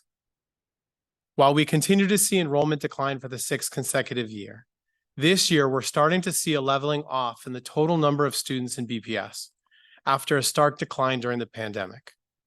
This year enrollment fell by 545 students, or 1%, which is the smallest single-year decline since 16-17. It's really important for us to emphasize, and when we consider our policies and reactions to enrollment trends, it's really important to note that these enrollment trends are not unique to BPS. We're seeing a decline in overall school-age youth in the city of Boston, throughout Massachusetts, and throughout the New England region. Simply put, people are having fewer children later in life. More detailed information about our projected enrollment and some of the trends that we're seeing are included in the appendix. And Jamie's here, of course, to be able to answer more of your questions. The FY25 budget will be about building the foundation to do the transformational work we need to do, but have been avoiding for decades. We need to think about FY25 and how best to support our schools, but more importantly, we need to think 3 to 5 years down the road. We need to be planning and building our district that is more inclusive. We need to shift away from the hold harmless funding and close excess classrooms to be able to reinvest those dollars in our schools. We must also continue to evaluate our current spending to determine what should continue and what should end. And I'd be remiss if I didn't note, Chair Robinson always points this out. We must always evaluate how we're using our resources. And if they're not meeting the needs of our students, we need to repurpose those dollars to get better outcomes. This is not simply about adding more spending, but to think holistically about our budget and to get better outcomes for all of our students. Earlier, Shira presented the FTEs, full-time equivalent positions associated with schools and central office spending on ESSER. We can't talk about the FY25 budget process without discussing our plan for the many positions funded on ESSER. This slide summarizes the personnel and ongoing costs that have been funded, both at the school level and central offices.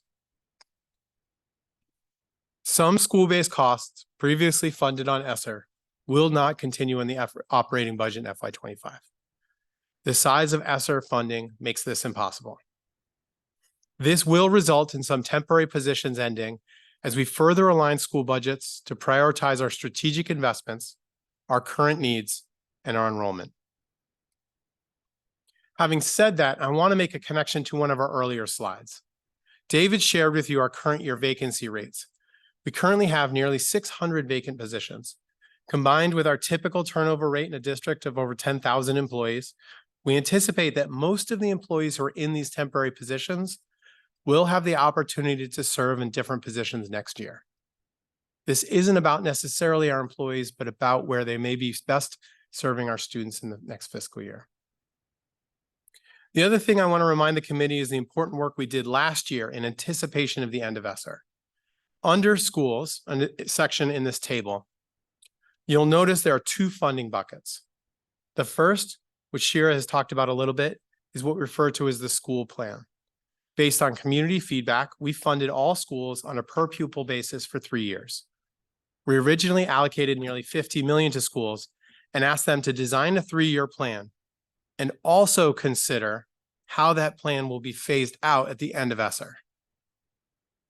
Last year, in anticipation, we moved a portion of these school plans onto the general fund. This was meant to sustain the most critical funding for strategically aligned elements of the school plan. So that's work that we've already done to begin sustaining ESSER. The second bucket under schools is the hold harmless move to ESSER. Last year, we asked schools to move half of the positions budgeted as part of their hold harmless to the general funds from ESSER. From the general funds to ESSER. Said that exactly backwards. You're all paying attention because I saw you all go to correct me. That's good. Gotcha. This was intended for 2 reasons. First, so that hold harmless funding, to signal that hold harmless funding was temporary and that individual school communities needed to prepare for changes in the future years. The second thing that we were hoping to signal is that after years of hold harmless, our school leaders needed to go through the exercise of prioritizing within their budgets. We asked them to consider, within that hold harmless funding, what they would prioritize if they needed to make difficult trade-offs. Higher priority positions remained on the general fund and lower priority positions were moved to ESSER. The big takeaway is that our planning over the last 3 years has both consistently forecasted the end of ESSER for school communities and has focused on minimizing the impact of the end of ESSER on individual school budgets.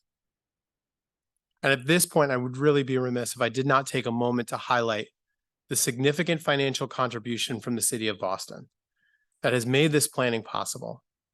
The mayor has demonstrated unwavering support for our schools and has prioritized investing in BPS year over year.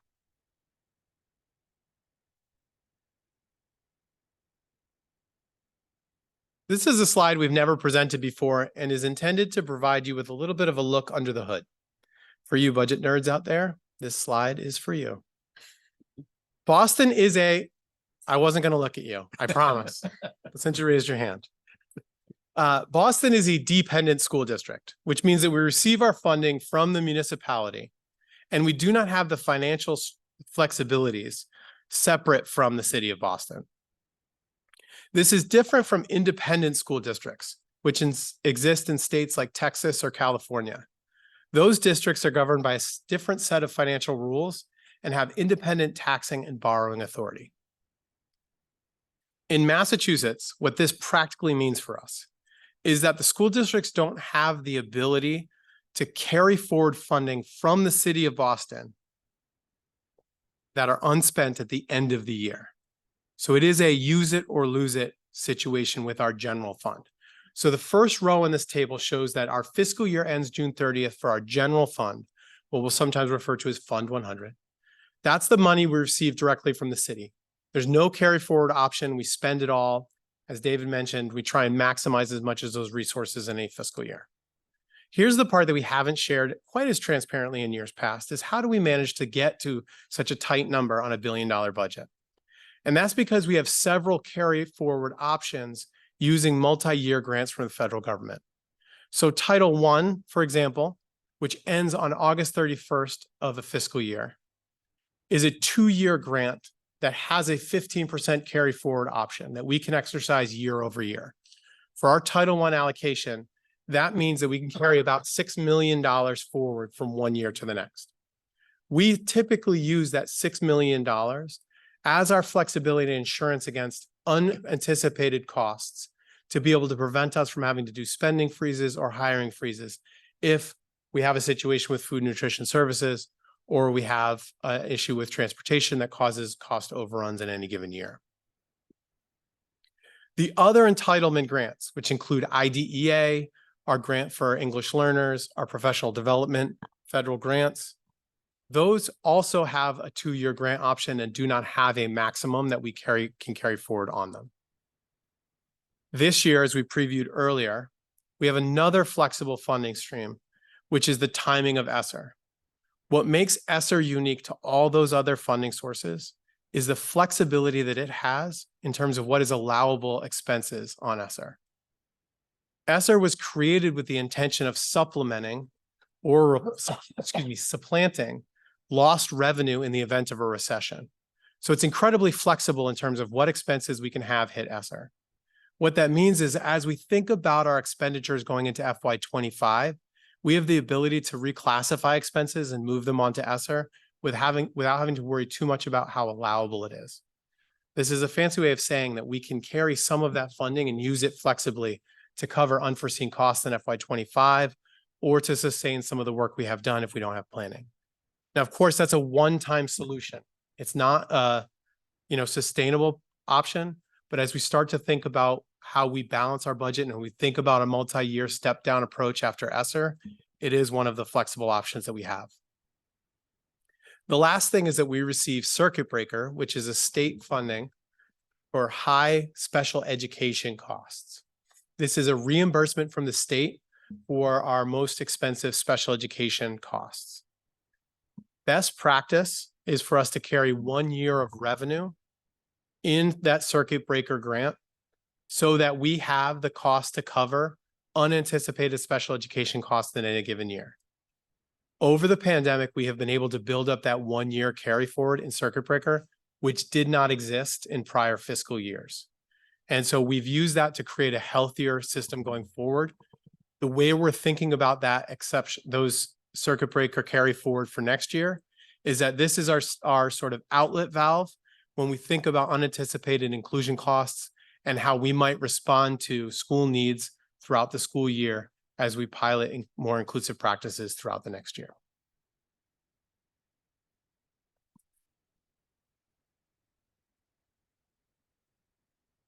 I'll close by just starting with the 3 points that I opened with to remind you what we're hoping the big takeaways from tonight's presentation are.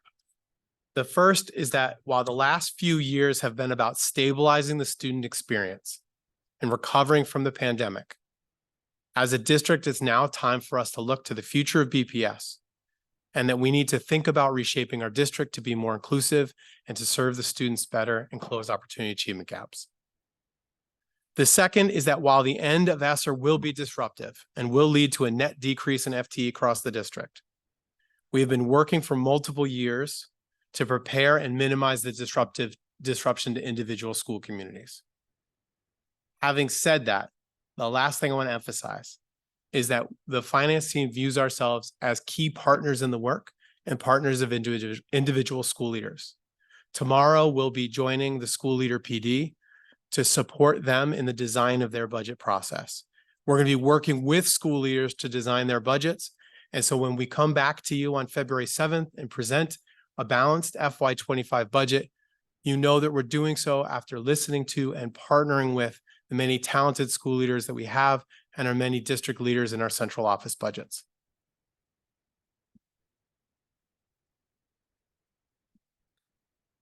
The last thing I'll just point out in terms of transparency, that it might surprise most people to find out how early in the year we begin our budget process.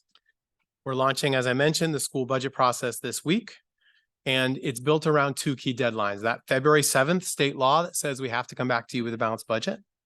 And the second thing is we really do focus on making sure we have the best opportunity to hire teachers, which means that we want to be able to post all of our positions by March, so that it really does behoove us as a district to go ahead and do our budget process this early.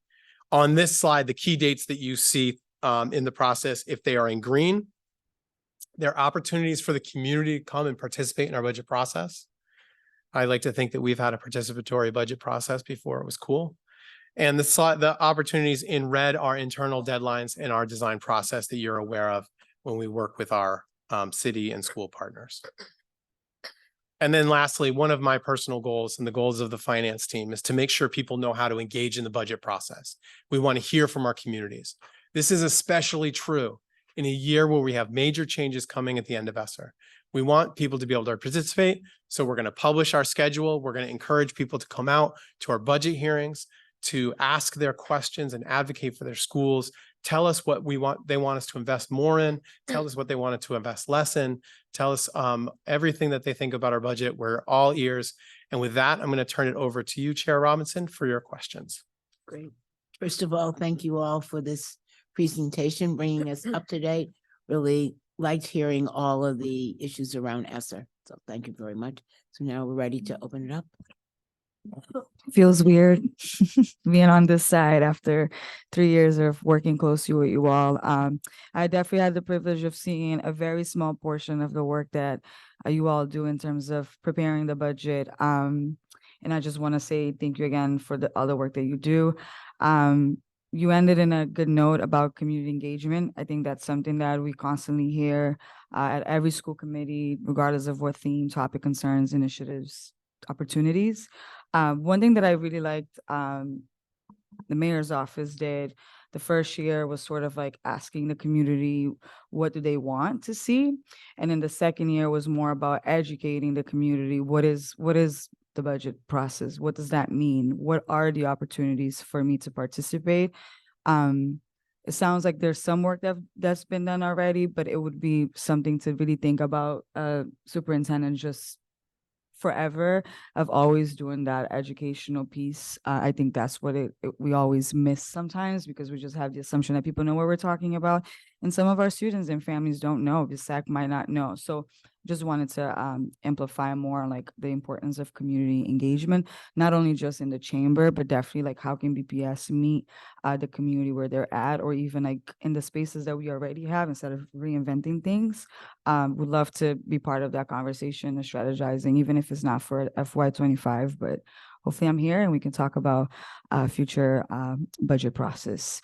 I don't have any specific questions today. I think for me, all the proposals that we're seeing coming our way that potentially would be rolling into the new school year, new fiscal year, those would be the ones that I want to come super prepared to ask you all questions, specifically on the inclusion education program when we're thinking about our multilingual learners, our students with special education. Like, I think those are the two main things that I really want to look into. But I'll just leave my comments there, and I'm looking forward to see you all not only in February, but definitely would love to meet with some of your teams just to get to know you and learn more about the specific jobs that you have, because I know what Nate and David does, but we'd love to meet everybody else on the team. So thank you. They do the real work, so that'll be good for you. Get to know them. Thank you, Madam Chair. Gracias por la presentación. Definitivamente esto comenzó hoy con esta presentación, pero sé que van a haber muchas preguntas, pero yo tengo curiosidad por saber los fondos del título 1 y estoy aprendiendo que no se utilizaron este año, ¿cuántos fueron?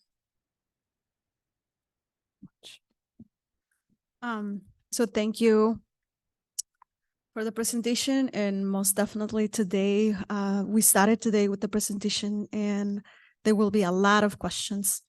But I'm personally curious. I want to know more about Title I. I'm learning. So there were funds that they were not used. And I would like to know how much. For fiscal year 23, the amount of unspent Title I going into is the 15%, to approximately 6 million of unspent Title I. 6 millones que no se gastaron. Tengo entendido que el título 1 es el dinero que va a cada escuela, ¿verdad? Entonces, 6 millones, para clarificar, dices que 6 millones no se utilizaron en el año 2023. All right, $6 million. Just to want to make sure it's Title I. This was money that was that it is sent to each school. So there were $6 million that was not spent in fiscal year 2023. So thank you for that clarification. Our money is sent in 2 places. So there are some district-wide programs that are run using Title I, like summer school programs. And then there are some programs, dollars that are allocated to schools. The $6 million reflects a combination of central office and school-based programs, and doesn't necessarily reflect last year's underspending, because we carried a balance from the previous year's Title I into last year. So effectively, we more or less spent our full Title I allocation last year, but we had carried a balance forward from the previous year that we had to spend first, and we therefore had another $6 million that we're carrying forward into this year. If you would like, we could prepare more detailed information for you about underspending on specific school budgets, so you can understand that more deeply, but I don't have that with me tonight. Sí, es algo que me interesa porque yo puedo ver que cada escuela puede decidir cómo van a gastar más efectivamente los fondos. Entonces, si nosotros podemos conseguir que los padres se involucren en estas decisiones y los padres puedan decir cómo quieren gastar este dinero, sería más efectivo. Por ejemplo, aprendices del idioma inglés, los programas que tiene la escuela, cómo incrementar, cómo hacerlo más efectivo.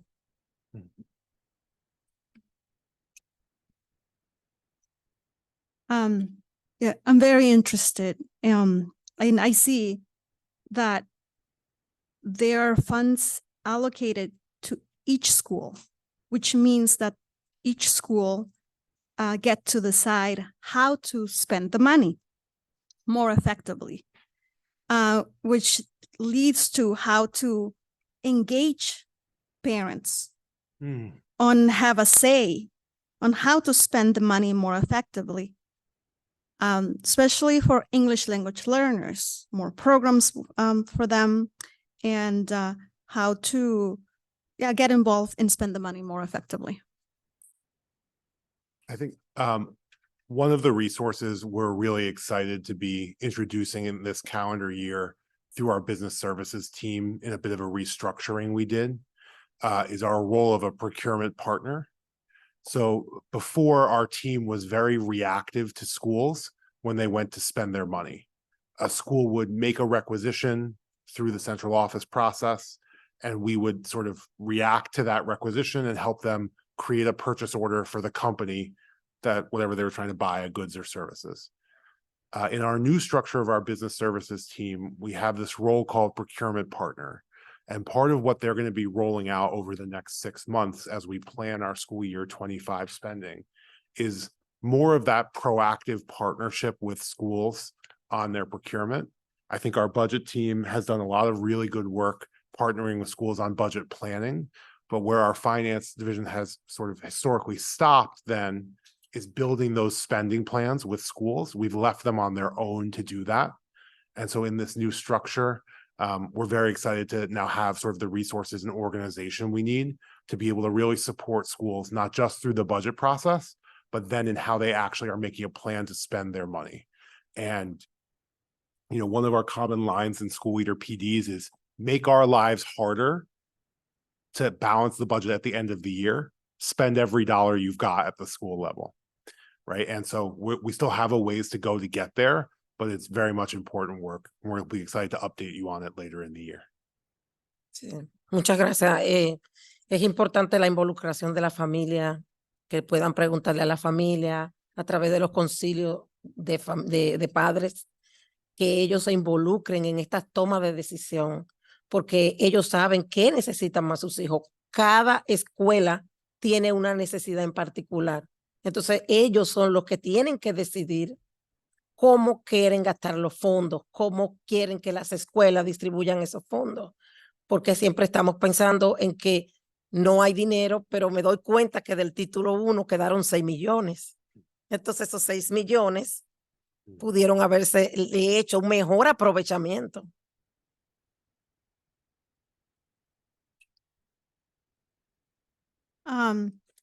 So it is very important to get parents, to engage parents, especially the parent council or the site council parents out there, that they need to get engaged in how to make decisions, because they are the ones who know better what needs their kids have.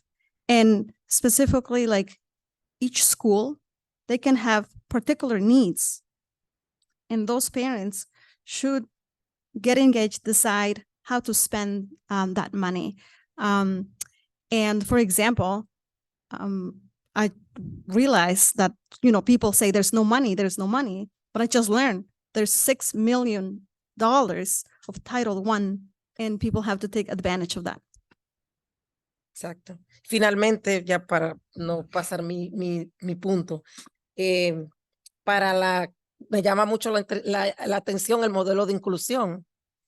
Decimos que vamos a tener 9.6 millones para el modelo de inclusión. Entonces, esto está comenzando, pero tengo curiosidad por saber cuántos maestros bilingües van a contratar, cuántos especialistas van a contratar para que puedan apoyar a los maestros en el cómo lo van a hacer, cómo va a ser, si tienen un deadline de cómo van a hacer, cuántos maestros van a contratar, cuántos especialistas, métricamente, paso por paso, cómo vamos a distribuir esos 6.6 millones para lograr esto. And finally, I know I'm running out of my time. It caught my attention, the inclusion model. There's 9.6 million there.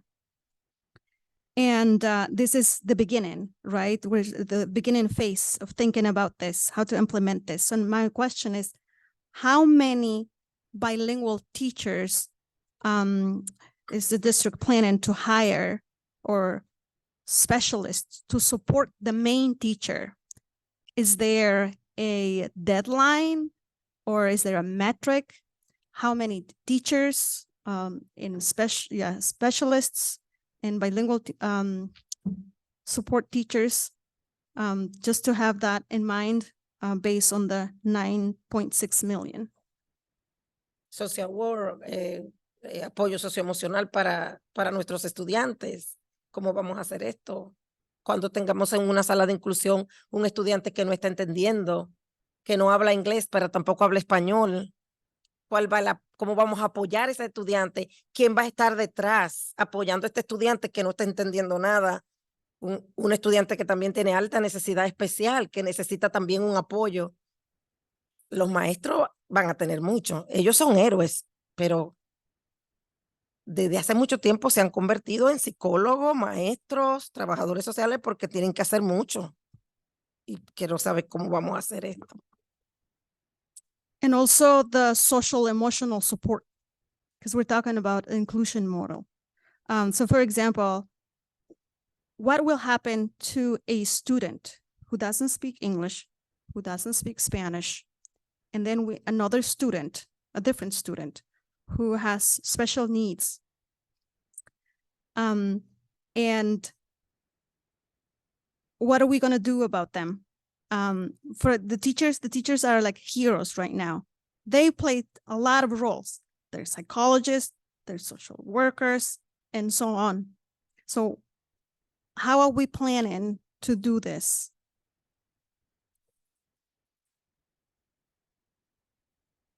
So, this isn't so much their question, but I will take a shot at this one.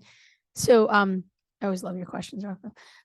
So for instance, a student that doesn't have any language framework, and is an interrupted learner in the past, that SLIFE student would just have a teacher. After last year, we added a bilingual social worker to the SLIFE classrooms. You got it? Yeah, Okay. I got it. Yeah. And so that's an example where we recognize the social emotional and acted on it.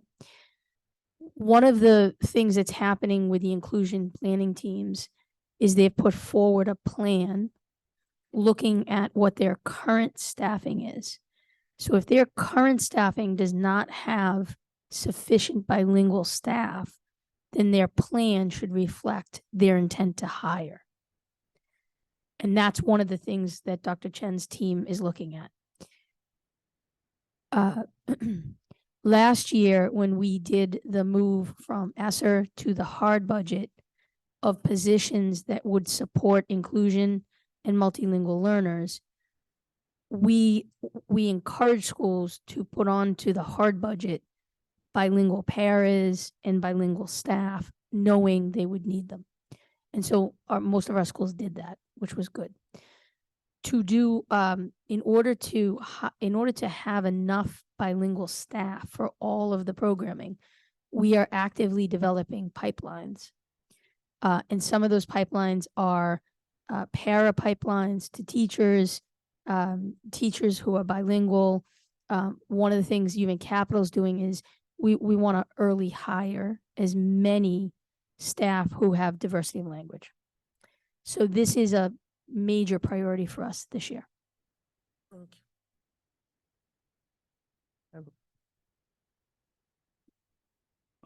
I thank you for the presentation. Actually, I have several questions, but I guess in the spirit of time, I'll sort of reduce it to one, maybe two.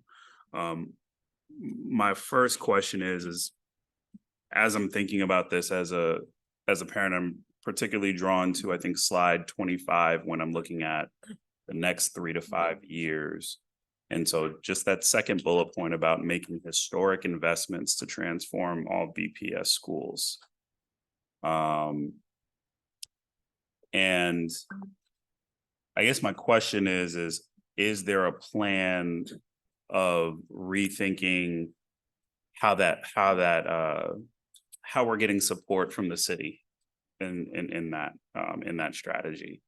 If we're reconsidering just sort of student weighted formula, things like that, what's your vision over the 3 to 5 years for that, if that changes? Yeah, I think there's two parts to that. I think one, we do benefit from having great city partners who have been working with us, and who are open to sort of shifting the funding formula. I think one of the things about weighted student funding in our budget process is we usually start by identifying sort of what is level service cost, what does it cost to operate our district next year at the same level of services, so that weighted student funding becomes an important baseline of funding from year to year. But as we recognize that weighted student funding was not adequate for funding all the things at schools that we want for our students, And as a parent, I can totally relate to when you look and you say, there's more here that I want for my kids. We wanted to reimagine and start to redefine what it is that we expect to see in every school. This is the budget version of what Dell and her team are doing around the rubrics for our school buildings to say, what does the school building need to have? What does the school operating budget need to have? As part of that, we start to redefine what is our baseline budget. And so it takes the city commitment to come in and say, yes, we're also committed to funding at that level, to increase funding to be able to support our inclusive plan. The mayor's already come out and said that she's committing $50 million over 5 years for inclusion. That's the start of the process. We've also had commitments that as we start to make hard choices around classroom closures and reconfigurations, that the money that we are able to save through that, we're able to then reinvest in new programs and supports for our students. So making those tough decisions about closing a 3rd grade classroom that is empty is not just to save money, but it's to really improve the overall experience across. And that comes from a commitment from the city to continue to fund us at the high per pupil level that they've been funding us over the last few years, and they continue to grow that per pupil funding in future years.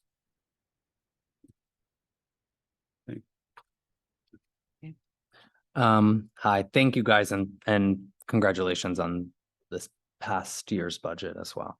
I'm trying to think where to start. I guess on slide 26, and maybe it makes sense to pull it up. And I have a few questions. It says 500 ESSER funded positions currently working in school. These will be perceived as budget cuts. Does this mean we're proposing these budget cuts? And then if so, won't they actually be budget cuts? And if not, what does that mean on the ground? Like, what should schools anticipate here? Yeah, I think what's interesting is that I think we're in a place where the city, with the city's continued commitment to BPS, we're going to be continuing to see major investments in inclusion. We need to think about the fact that it can't just be seen as a progress if basically new funding comes on and everything that we've done gets to continue. Particularly with ESSER, we need to look holistically and say, not everything that we've been spending ESSER dollars on should continue. And for what it's worth, not everything that we spent ESSER dollars on was planned to continue. Some of it was targeted intervention work to get kids caught up post-pandemic and then to push us forward. So ESSER is going to go away. So the individual schools have to go through the process in their budget of balancing and seeing that line item in their budget go. And they're going to be getting new investments around inclusion. They're going to be getting new dollars for new classrooms in certain models, but they're going to have to make trade-offs within that. And so we're going to be working with those school leaders to understand those trade-offs, to sort of share with them what we're seeing in their colleagues in similarly situated schools. But at the end of the day, I think there are going to be positions that schools have this year that will not be in their budget next year. And do we have a projection of how many those are? It's really too early in the process for us to be able to say that. I think that's the hard work that we do with the schools, because there's all those changes that schools are going to make in reflecting on what worked for them, what didn't work for them in their budgets. You know, we have a number of school leaders who have inherited this hold harmless budget for multiple years, and they're going to be thinking critically about those budgets and say, you know, if I took over a high school this year, as a head of school, there's a lot of choices within a high school schedule, a lot of choices within high school administrations that a school leader may think and evaluate. And so, you know, those are the tough choices we're going to make. When we come back to you in February, we'll have a much clearer picture of the total number of FTE changes that we'll see across funding sources. There will still be some flexibility, as Chair Robinson knows, that we've built into the budget process to be responsive to things that we learn throughout the process. And that will be the first time also that we will start to see the impact on individual employees, whether they're staying in their same school, but in a different position, or whether they need to compete for a position in another school. But fair to assume that there's 500 current positions on ESSER that are sort of in serious question around redistribution. Mm-hmm. And then potential cuts unless there's like a major increase to the general fund. Right, that would match that Yeah. dollar amount. Yeah, I would agree with how Chief Cooter framed it. What I would say is the real unknown here is kind of two parts. One is there may be vacancies, right, among those. And given the vacancy rates these guys talked about, it was hefty. The second is, as schools put forward their inclusion plan, some of the positions that may be sitting on ESSER are related to special education, bilingual, multilingual education, social, emotional, basically our priority areas. And so it could be that as part of their IPT, they're building back an equivalent kind of position. So a good example would be they may have or they might have put onto ESSER a special education resource teacher, because in fact the numbers just didn't qualify for it, and they knew that that was something that was like soft. In their inclusion planning team, they might decide they want to hire back an inclusion teacher as opposed to a resource teacher. And so that could be funded on the IPT and come off of the ESSER list. So that's why it's not really a science yet to look at the number trade-offs. But it's, if I can't see this far away, so, and I had LASIK a long time ago. It's like $90 million. It's more than that. How much is it that we're talking about for those 500? It's about, on the school side, it's about $70 million. $70 million. So there's, like, we have to see, Oh, it's there's just like definitely- balancing my own checkbook sort of thing. Like, mathematically, you'd have to see a major increase to the general fund Correct, to be able to cover it. So correct. I'm just like, not, Yeah, no, there will definitely be, again, some portion of the positions are empty, but yes, there's definitely going to be positions that were temporary, and they've always been built as temporary. yeah. And the expectation is those will go away. Just a few more quick questions, just following up on this. On what slide is this, Brandon? On slide 19, you note that that we have ESSER dollars available for carryover to fund summer, and some expenses up until January, right? Because like it has to be encumbered September, spent by January. How much of that 276 million in ESSER does that carryover represent? Like, how much are we carrying over that was unspent? Based on current vacancy rates and the kinds of underspending that we've seen on contractual services in previous years, we're projecting $8 to $12 million. That's on slide 13. Okay. And then it is fair to say, and this was a question I had last year about continuing to put positions on ESSER, that while we have till September to show it's encumbered, and I think January to spend it, are we keeping positions on ESSER, or are we committing for this fiscal year that there will no longer be positions on ESSER? Okay. For FY25. Yeah. And then I guess while enrollment decline has slowed down, we're still showing a decline. What is the prediction about the amount schools will still be able to hold harmless, if anything? Like, is that a policy we eliminate in this budget, or is it a hold harmless phase out? And then what, I guess, I mean, tomorrow, right? Don't schools get their budgets tomorrow? Tomorrow schools gets their budget. So like, what is the hold harmless phase out look like, or is it over? Yeah, it's a great point. I think as we think about our reimagined school funding world, one of the challenges is the hold harmless is based on the old world. So we felt like under the superintendent's direction, ripping the whole school hold harmless Band-Aid off at once was too much to do while we're still really interrogating what does the inclusion plan development look like. And we want to build our new reimagined budget based on that. So the reason we're not coming to you tonight with a proposal that says, here is our reimagined school budget method that we are asking, like we're hoping we're going to use this season. The reason there isn't that here is that needs to follow our inclusion planning work, not drive it. And so while we know that some of hold harmless needs to go away, about half, which we put on ESSER last year, we want to keep the rest so that we can let the inclusive planning work drive the budget versus the other way around. So we're hopeful at this time next year, once we've completed that first round of work, we'll be able to present to you a really sort of detailed reimagined school funding plan that includes that and is driven by that inclusive work. So that's sort of, I think, what you can expect to see. That's what we're going to be explaining to school leaders tomorrow, and what hopefully builds on what they were expecting from last year's process. Yeah, I would also add that we are sort of in the middle, as we start to begin to do the inclusive ed work, where we are maintaining two systems. It's very similar with our Green New Deal work and optimizing our buildings and investments, that there's a return on investment as we consolidate, or as we're able to consolidate communities, but we won't actualize that for this budget cycle, right? We will start actualizing it actually in full in the next couple.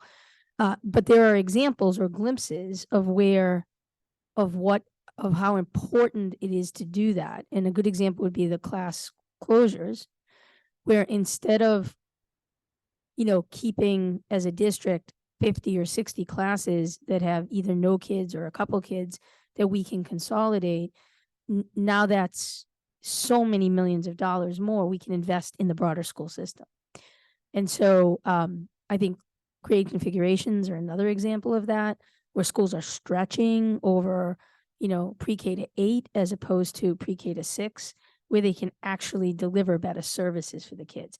So it's those structural changes, because they really are structural, that we will be that we began last year, are emphasizing this year, and then we'll really kind of, with the work of the rubric and planning, and then kind of continued reconfiguration, be able to enhance and go quicker with in the next couple of years.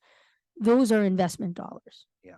There's also some one-time expenditures that we won't have as a continuing cost, moving forward. And so as a result, what we call maintenance won't be as high. Mm-hmm. And there's also efficiencies. Like our departments are doing an excellent job, particularly in operations, when we look at transportation and food service, and then certainly special education, of just making sure we're being efficient with the work, with the dollars that we have. And so there's just lots of it's like a collective impact of strategy. And I have two final questions, and then I really will wrap. Last week, there was the memo that sort of said there'll be mergers and consolidations in the spring. All of this will happen. I guess two things, like it's sort of like what comes first. But for a budget exercise, it will offer a lot of new information. And so where does where on the timeline do those announcements fit in, so that there's a different type of budget planning? And then at the same time, with classroom consolidations, am I finding out tomorrow that I'm collapsing classrooms based on projections? Because that informs planning. Or is those classroom consolidations part of a different timeline? Because like that facilities piece, I just can't say, like, I didn't see it in the timeline for the budget process, but it's almost central to how we're thinking of having additional resources to cover the lost funds from ESSER. And so where does that fit in the mapping of the budget? So for the larger changes in terms of grade reconfigurations and closures, the school communities have already been announced for the changes that we're going to be budgeting on.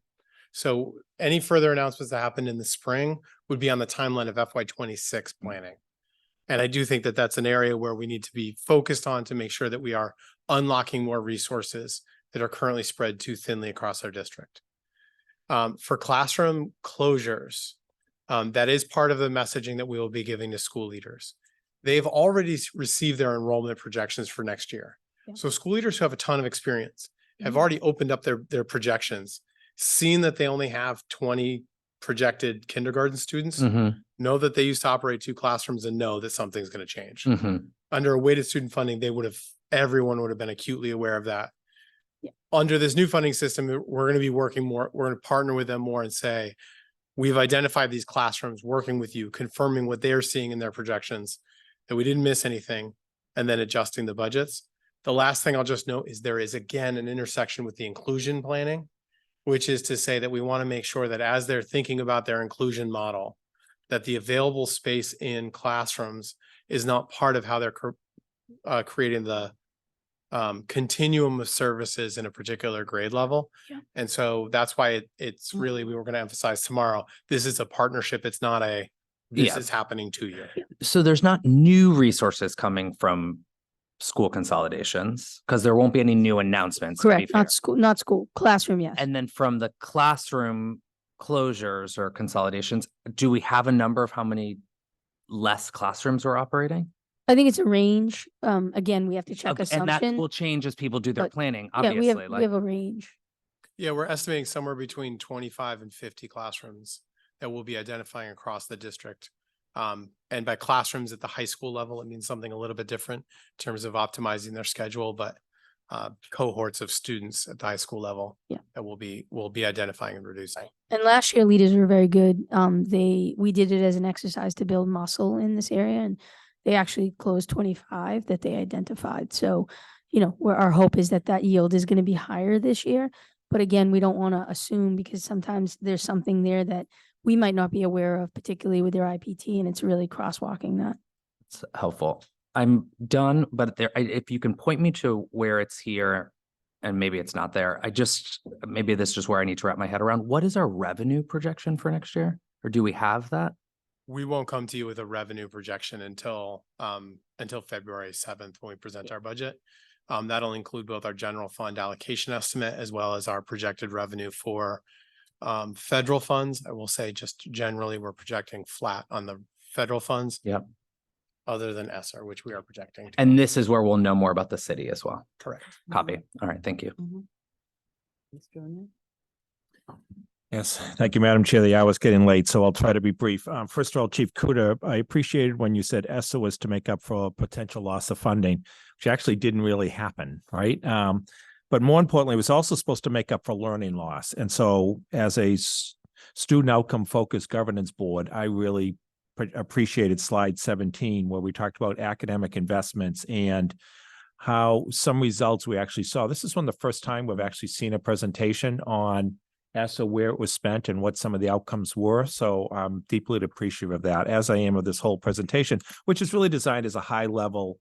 Here's what happened on ESSA, and here's some initial thinking about the budget. So I'm not going to dive into big details.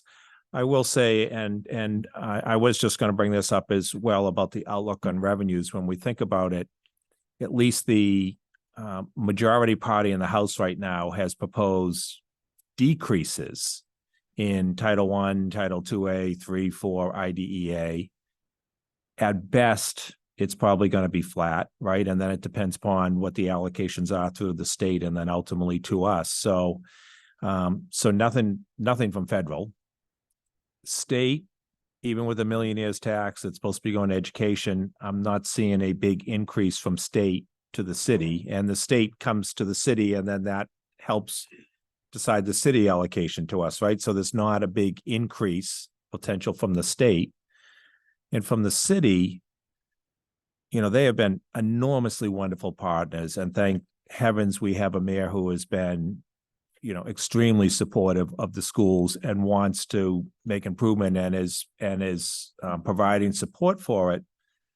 But we're all also residents and taxpayers in the city, and 75% of the tax base in the city is commercial, I think, roughly. So I'll trust your math on that. It's not an area I'm as big of an expert on. Okay, I'm guessing it's around that. And we all see the half-empty office buildings in downtown Boston. And we read stories about office buildings that are selling for half the price that they were several years ago. You can be darn sure those landlords are immediately applying for tax abatements. So, the city revenue picture That's right. is going to be a challenge for the next couple of years. So it's not like we're going to have big increases coming from the city beyond the fact that, again, we're very lucky to have a mayor who is enormously supportive of what we're trying to accomplish in the schools. So, and the last point I'll make is when we get to, that slide that you were looking at where you said these will be perceived as budget cuts, right? And that's true that, and that's why communication around this is so important. And I'm really appreciative you're going to be working. And I've heard you several times, the whole team tonight, talk about working with the school leaders to arrive at a budget. I hope in particular, we have such a wide variety of school leaders, right? We have some who have been doing this for a long time and knew 3 years ago when they were getting ESSER money, they're like, I'm not putting positions on that because I know it's going to happen 3 years from now. And they figured out other ways to spend it. And, I'm not going to name names of schools, but there are some that clearly have been on the move and have figured out how to handle this, right? And then we have other school leaders that may be brand new. And they were given a budget by a predecessor, and they're still trying to figure out what's on ESSER, what's on general, what do I do, how do I communicate this?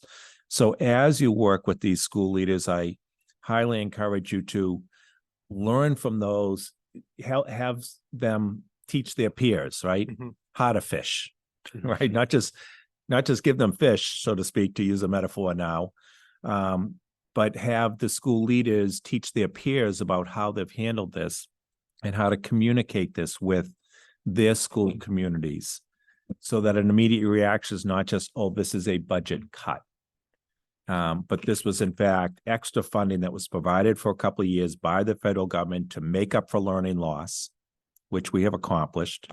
And now we're in a different environment. And I think the district is doing what they can to make adjustments to the budget.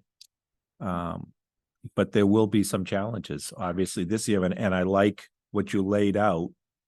And by the way, congratulations on that balanced budget. And yes, as you kindly pointed out, there were some circuit breakers in there to make it happen, but it's still an enormously impressive achievement. John McDonough, our former CFO, will be quite pleased when he sees that 468 number. So Right.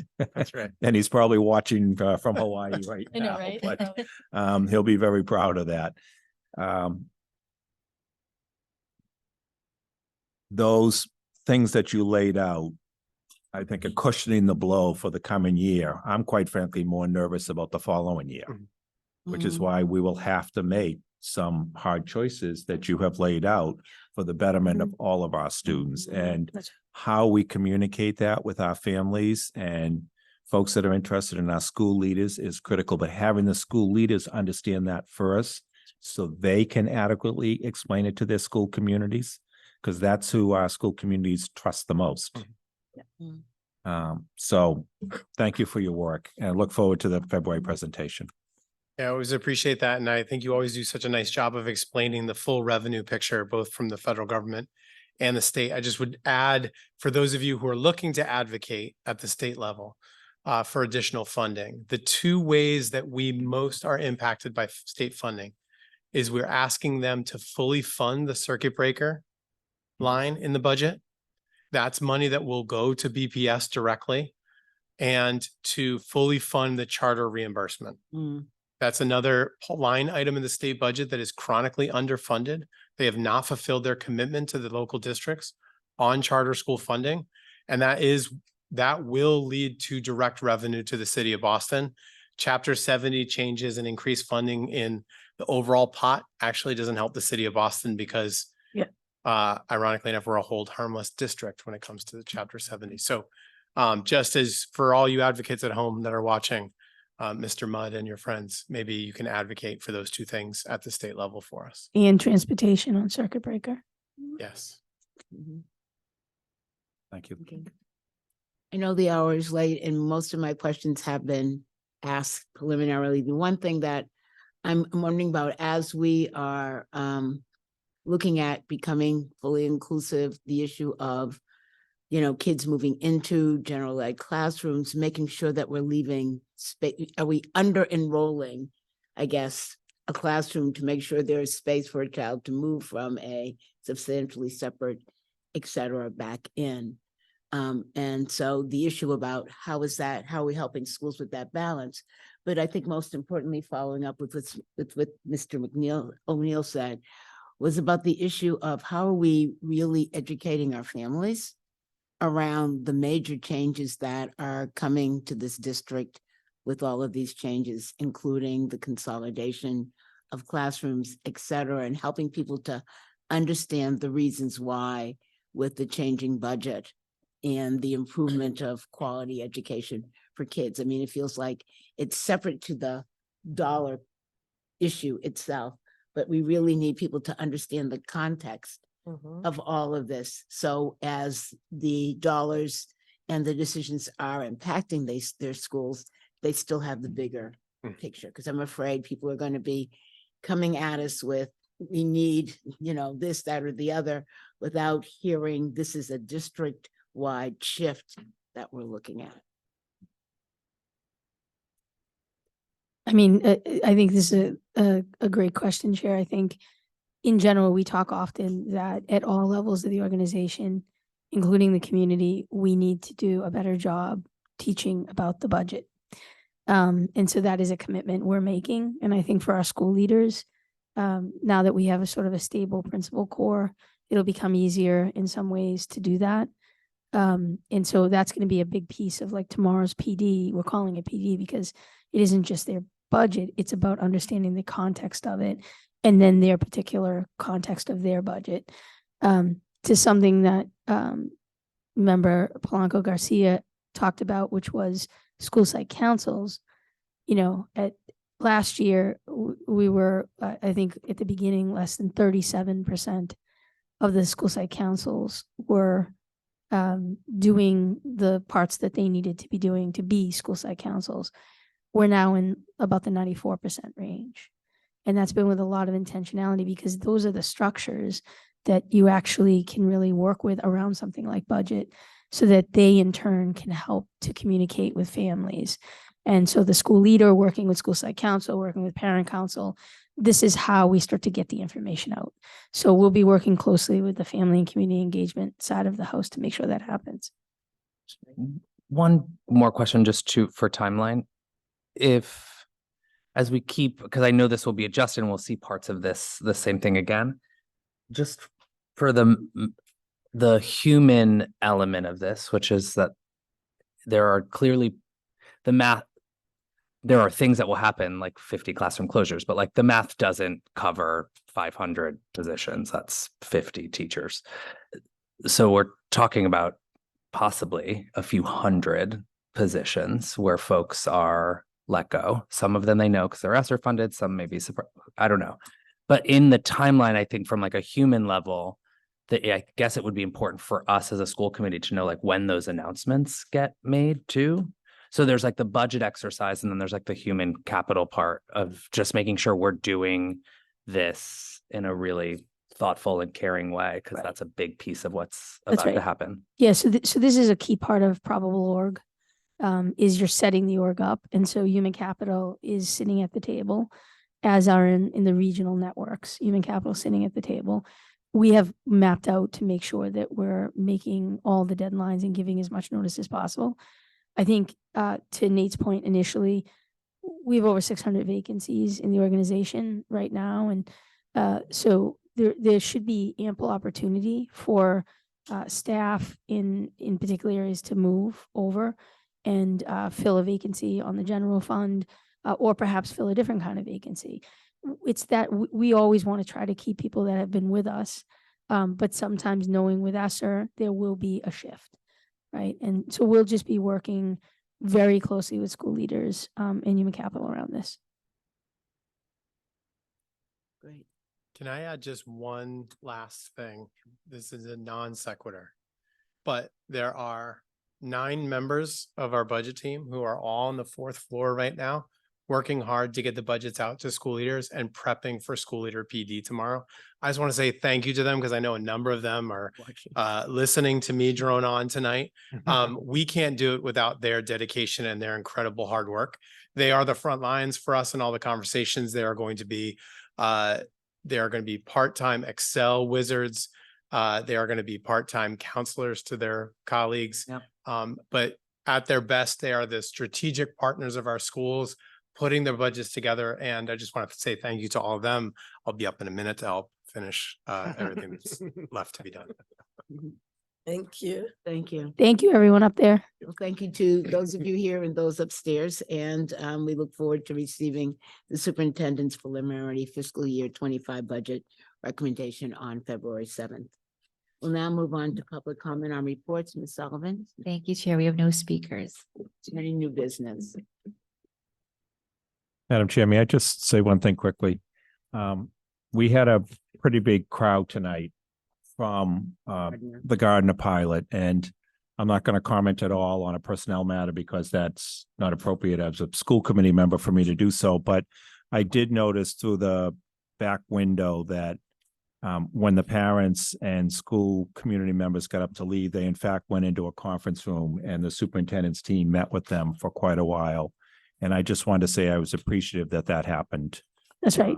That's that right. The Deputy, conversation happened with that community for folks who took the time to come here. And I just wanted to thank you for yeah, that. Dr. Eccleston and Deputy Chief Brito, I think was in there. So yes, thank you very much. It's we always, when somebody testifies, we always try to do our best to make a connection and to solve what we can in that moment. And I think that was important communication connection. So I saw it through the door and I just wanted to make sure to call it out. Well, that concludes our business for this evening. The school committee will hold virtual meetings on Zoom from January through March, starting at 5 p.m. The committee's annual organizational meeting will take place on Wednesday, January 3rd at 5 p.m. Our next regular meeting will take place on Wednesday, January 10th at 5 p.m. Again, those meetings will be held virtually. The complete 2024 meeting schedule will be posted on the committee's website after it's formally approved at our organizational meeting. There's nothing further. I'll entertain a motion to adjourn this meeting. Is there a motion? So move. Thank you. Is there a second? Second. Thank you. Is there any discussion or objection to the motion? Is there any objection to approving the motion by unanimous consent? Hearing none, this meeting is adjourned. Thank you all. Have a good night. Happy holidays.